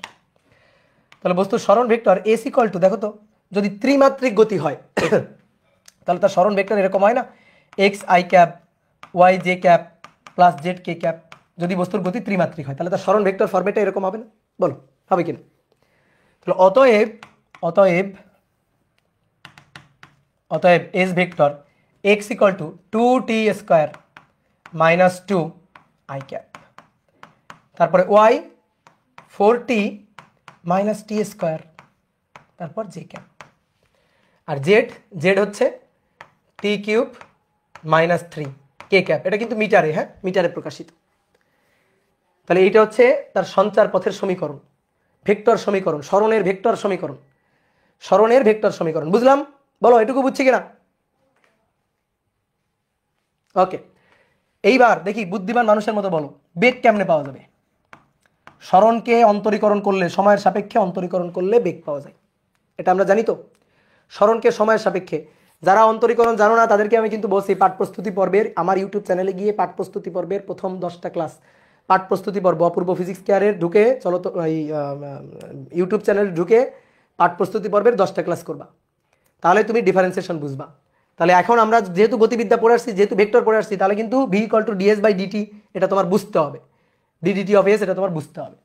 তাহলে ডিডিটি অফ এস এটাকে ডিফারেন্সিয়েট করো, তাহলে ডিফারেন্সিয়েট করলে 2t স্কোয়ার, তাহলে উপর থেকে পাওয়ার 2 নেমে আসলো, তাহলে 2 দুগুণে 4 4t মাইনাস 2 0, এই যে মাইনাস 2 2কে করলে 0, তাহলে 4t আই ক্যাপ, তারপরে প্লাস 4 মাইনাস 2t, 4 বাইরে গেল, টিকে করলে 1 minus T square that is 2t এত J cap, plus 3t square minus 0 এত কে ক্যাপ।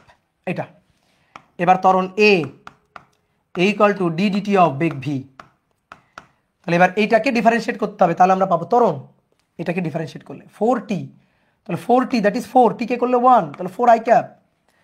এটাকে ডিফারেন্সিয়েট করলে 4কে করলে 0 হয়ে গেল 0, আর মাইনাস 2 বাইরে আসলো, মাইনাস 2 টিকে করলে 1 মাইনাস 2 জে ক্যাপ, আর এটা হচ্ছে 2 সামনে চলে আসলো, 3 দুগুণে 6 তারপরে টি এত কে ক্যাপ। এই তাহলে এইটা হচ্ছে আমাদের ত্বরণ। এখন আমাদের ত্বরণ লাগবে কয় সেকেন্ডে? ত্বরণ লাগবে 2 সেকেন্ডে, মানে বল লাগবে 2 সেকেন্ডে। তাহলে আগে 2 সেকেন্ডে টি ইকুয়াল টু 2 সেকেন্ড, তাহলে টি ইকুয়াল টু 2 সেকেন্ডে বল F equal to M A, তাহলে এম এর মান 1 একক 1 গুণ এ এর মান এটা, ঠিক আছে, এটা এ এর মান। তাহলে এ এর মান বলো, এ কত? 2 সেকেন্ডে এ কত? রুট ওভার বলো, তাহলে 4 স্কোয়ার তারপরে প্লাস মাইনাস 2 স্কোয়ার মান 60, তাহলে টি এর মান কত বসবে? 2 সেকেন্ড যেহেতু, তাহলে 6 × 2 তার স্কোয়ার। তাহলে মানে এখানে তুমি টি এর মান 2 বসাও, 2 বসা ভেক্টর পাবা, ত্বরণ ভেক্টর পাবা, দেন ত্বরণ ভেক্টরের মান বের করো 2 সেকেন্ডে। তাহলে root over 4 square plus minus 2 তার স্কোয়ার প্লাস 6 গুণ 2 তার স্কোয়ার, তাহলে 2 রুট ওভার 41 এত মিটার পার সেকেন্ড স্কোয়ার, দেন এই মানটা নিয়ে বসাও 2 রুট ওভার 41, তাহলে 2 রুট 41 এত নিউটন। এই হচ্ছে বল। দেখি বলো তো, এখানে যে বলটা বস্তুর উপর প্রযুক্ত হয়েছে, এই বলটা ধ্রুব বল নাকি পরিবর্তনশীল বল? বলো তো দেখি, ধ্রুব বল নাকি পরিবর্তনশীল বল? বলো।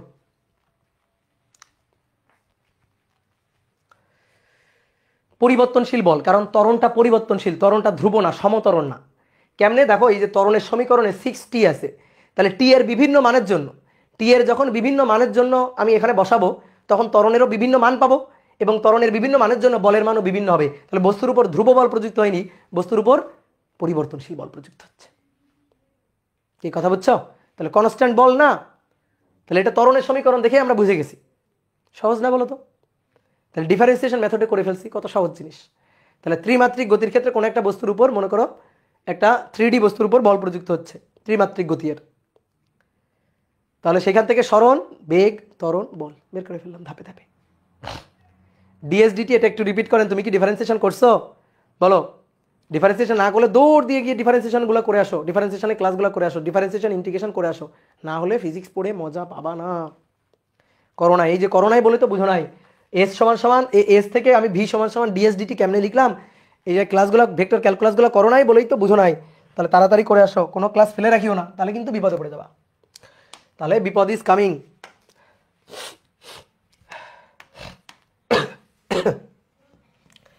ওকে ডান। তাহলে লিখো তো এবার 5 কেজি ভরের 5 কেজি ভরের একটি গতিশীল বস্তুর উপর 5 কেজি ভরের একটি গতিশীল বস্তুর উপর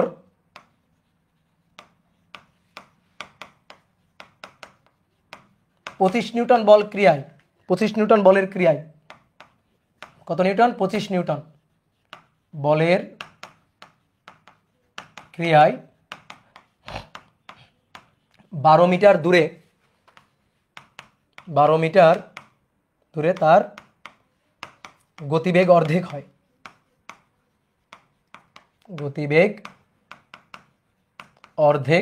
হয়। এটা খুবই ইম্পর্টেন্ট একটা কোশ্চেন।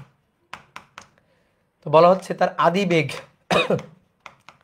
আদি বা প্রাথমিক বেগ নির্ণয় করো এবং কত সময় পর বেগ অর্ধেক হবে।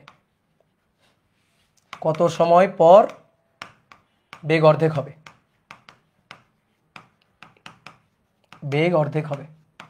এই যে কত সময় পর এই অংশটা সময়টা বের করতে গিয়ে দেখবো আমরা একটা মানে খুব সুন্দর একটা কনসেপ্ট আমরা শিখতে পারবো সময়টা বের করতে গিয়ে। তাহলে চলো দেখি কি বলছে। 5 কেজি ভরের একটা গতিশীল বস্তু, এই যে বস্তুটা, এই বস্তুটা 5 কেজি ভরের কিন্তু গতিশীল বস্তু, স্থির না, তাহলে সে ইউ বেগ নিয়ে চলছে। আমরা কি করছি, এর উপরে একটা বিরুদ্ধ বল প্রয়োগ করছি, গতির বিপরীতে বল প্রয়োগ করছি। কত নিউটন? 25 নিউটন বল প্রয়োগ করছি। 25 নিউটন বলের ক্রিয়ায় বস্তুর গতিবেগ অর্ধেক হয়ে গেছে। কত মিটার দূরত্বে? 12 মিটার দূরত্বে। তাহলে সরণ 12 মিটার দূরত্বে গিয়ে তার বেগ অর্ধেক হয়ে গেছে। অর্থাৎ বেগ যদি আগে ইউ থাকে, এখন তার বেগ ভি হয়ে গেছে ইউ এর অর্ধেক। তাহলে তার প্রাথমিক বেগটা বের করতে হবে, খুবই সহজ। আদি বেগ জানি, শেষ বেগ জানি, সরণ জানি, ভর জানি, বল জানি। তাহলে ত্বরণ আগে বের করে নিব। তাহলে ত্বরণ এ মানে ত্বরণ মানে মন্দন আর কি, ত্বরণ তো না, মন্দন।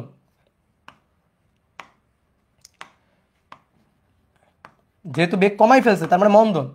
25/5 তাহলে 5 মিটার পার সেকেন্ড স্কয়ার মন্দন প্রযুক্ত হয়েছে। এবার মন্দন প্রযুক্ত হওয়ার কারণে 12 মিটার দূরত্বে তার বেগ অর্ধেক হয়ে গেছে। তাহলে আমরা লিখতে পারি, দেখো তো, V square equal to U square, মন্দন প্রযুক্ত হলে -2as, তাই না? V square equal to U square -2as। V এর মান কত? ভি এর মান u/2, u/2 তার স্কয়ার, ইউ স্কয়ার -2as। একটা কাজ করো, 2sটাকে এই পাশে নিয়ে আসো, আসলে এটাকে এই পাশে নিয়ে আসো, U square divided by U square বার 4। তাহলে নিচে 4 4 U square minus 3 U square. ঠিক আছে, একটু লাইন গ্যাপ দিলাম, বুঝলা? তাহলে 2 ইন্টু এর মান 5, এস এর মান 12 মিটার, 3 ইউ স্কয়ার বাই 4। সবই জানি, শুধুমাত্র ইউ এর মানটা জানি না। দেখি তাহলে ইউ এর মানটা বের করতে পারি কিনা। তাহলে 2 গুণ 5 গুণ 2 12 গুণ 4, তাকে ভাগ 3, রুট অ্যান্সার 160কে রুট করব। তাহলে 12.64649 এত মিটার পার সেকেন্ড। এইটা হচ্ছে তার আদিবেগ, বুঝলা? এটা হচ্ছে তার আদিবেগ। এইবার বলছে কত সময় পর বেগ অর্ধেক হবে, সময়টা বের করতে বলছে। তো খুবই সহজ জিনিস, V equal to U minus AT. তাহলে এই ভি হচ্ছে ইউ এর অর্ধেক, এটা ইউ। 12.649 ভাগ 2, আর ইউ এর মান 12.649 মাইনাস এর মান 5 গুণ টাইম টি। তাহলে অতএব এখান থেকে টাইম টিটা বের করব। তাহলে 12.649 বিয়োগ 12.649 ভাগ 2, যা হবে তাকে ভাগ দিব 5 দিয়ে। তাহলে টি হচ্ছে 1.2649 এত সেকেন্ড। এই যে এত সময় পর তার বেগটা অর্ধেক হবে। ঠিক আছে, কথা বুঝছো? ক্লিয়ার? দাদা সব তো মাথার উপর দিয়ে যাচ্ছে, তাড়াতাড়ি মাথাটা নিচে নামাও, মাথার উপর দিয়ে যাইতে দিও না, বুঝলা? ওকে,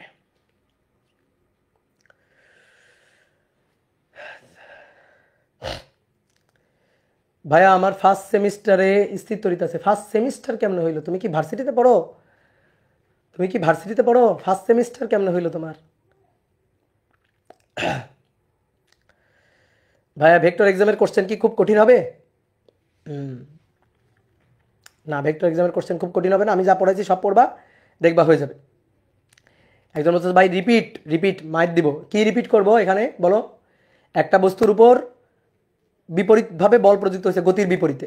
তো বস্তুর গতির বিপরীতে বল প্রযুক্ত হওয়ার কারণে বেগ হয়ে গেছে অর্ধেক। বস্তুর ভর ছিল 5 কেজি, তাহলে বল কত প্রযুক্ত হয়েছে? 25 নিউটন। তাহলে ত্বরণ বের করা যাবে, মানে মন্দন বের করা যাবে। মন্দনটা বের করে নিলাম। তারপরে এস দূরত্ব দেওয়া আছে 12 মিটার, তাহলে বেগ হয়ে গেছে অর্ধেক, আদি বেগের অর্ধেক। আদি বেগ ইউ হলে শেষ বেগ u/2। তাহলে সেটা লিখলাম, সূত্র লিখলাম v² = u² - 2s। সুন্দর করে এখান থেকে ইউটা বের করে নিলাম। কথা বুঝছো? কি ক্লিয়ার? এইবার শোনো, টিটা বের করছি না? টি কিন্তু আরও একটা আছে। আমি টি তোমাকে আরও একটা বের করে দিচ্ছি, তুমি এর পিছনের সায়েন্সটা খুঁজে বের করবা যে কেন টি আরও একটা আসলো। দেখো, আমি যদি টি এভাবে বের না করে, আমি যদি টিটা এভাবে বের করতাম এসের সূত্র দিয়ে, ইউটি বলো ত্বরণ প্রযুক্ত হয়েছে না মন্দন প্রযুক্ত হয়েছে। তাহলে S = UT - ½ AT square, UT - ½ AT square. এসের মান কত? 12। এসের মান হচ্ছে 12, ঠিক আছে? এসের মান 12। ইউ এর মান কত? ইউ এর মানটা বের করছি আমরা 12.649 টি মাইনাস হাফ, এর মান 5 এবং টি স্কোয়ার, তাই তো? তাহলে দেখো তো, এখানে যদি আমরা সাজায় লিখি, 5কে যদি 2 দিয়ে ভাগ করা হয় কত হয়? 2.5, 2.5। এটার এই পাশে নিয়ে আসো। তাহলে 2.5 এর টি স্কোয়ার প্লাস হয়ে গেল, এইটার এই পাশে নিয়ে যাও, মাইনাস 12.649 টি, ঠিক আছে? তারপরে প্লাস 12 = 0। বলো তো এটা একটা দ্বিঘাত সমীকরণ না? এই দ্বিঘাত সমীকরণ সলভ করে টি এর মান দুটো আসবে, একটা টি1 একটা টি2। টি এর মান দুটো আসবে, একটা টি1 একটা টি2। মান বের করতে পারো? দেখো যারা পারো না তারা কিভাবে করবা। এই যে ক্যালকুলেটর, এবার ক্যালকুলেটারে মোডে যাবা। মোডে দেখো ইকুয়েশন আছে 5-এ, ঠিক আছে? মোডের ইকুয়েশন আছে 5 গেলাম। তারপরে হচ্ছে 3, দেখো কেন আমার ax² + bx + c, একটু বোর্ডে দেখাও। দেখো সমীকরণটা দেখো, 2.5 t² - 12.649 t + 12, অর্থাৎ ax² - bx + c, এই সমীকরণ। তাহলে এবার এই সমীকরণটা আমরা এখানে সলভ করব, ঠিক আছে?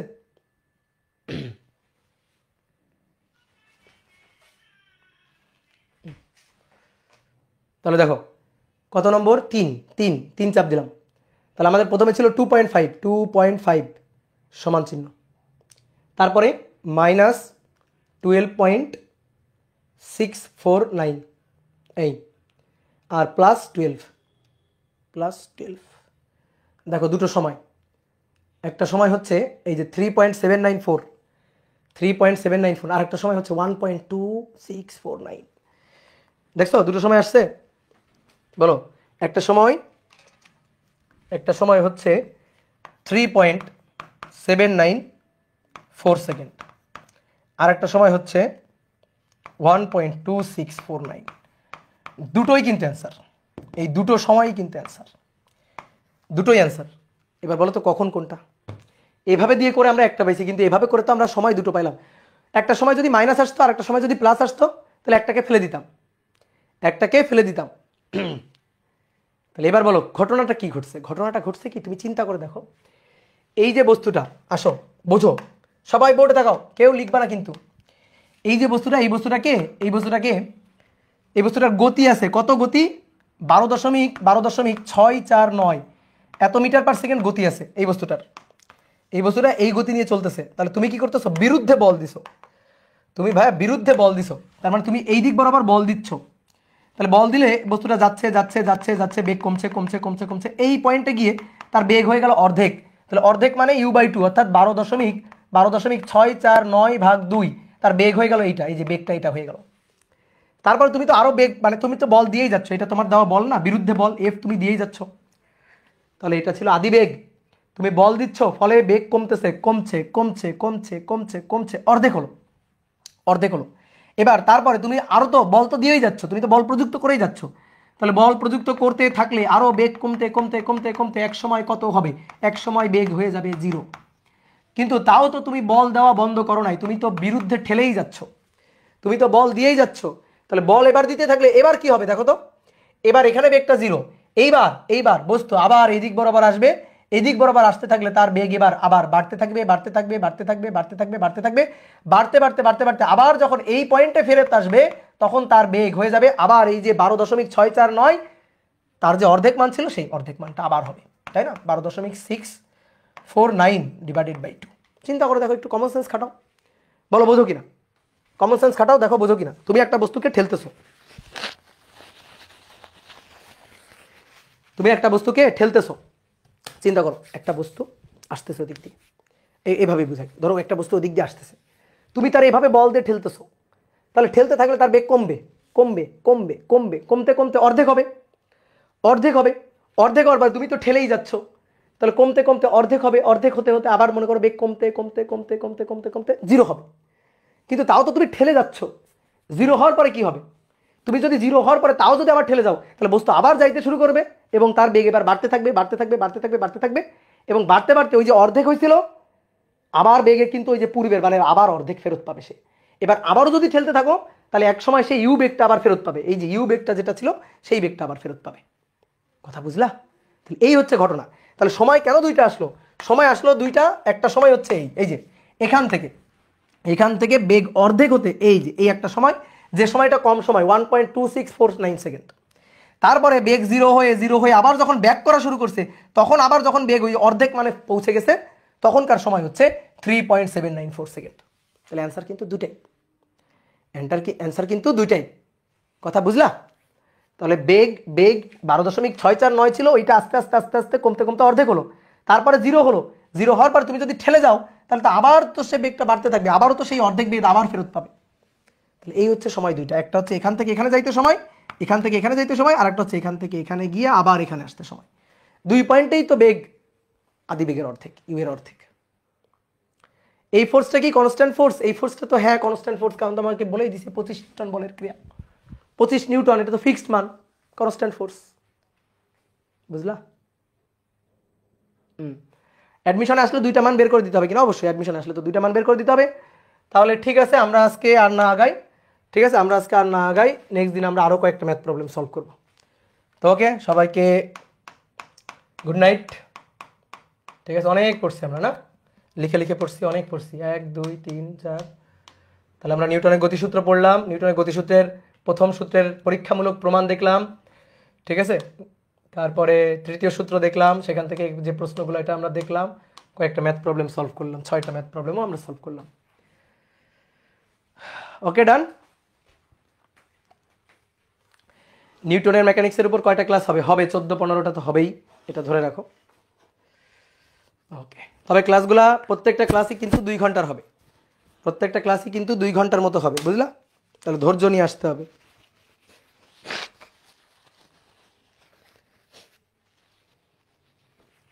ওকে ডান, তাহলে সবাইকে শুভেচ্ছা, টাটা, গুড নাইট।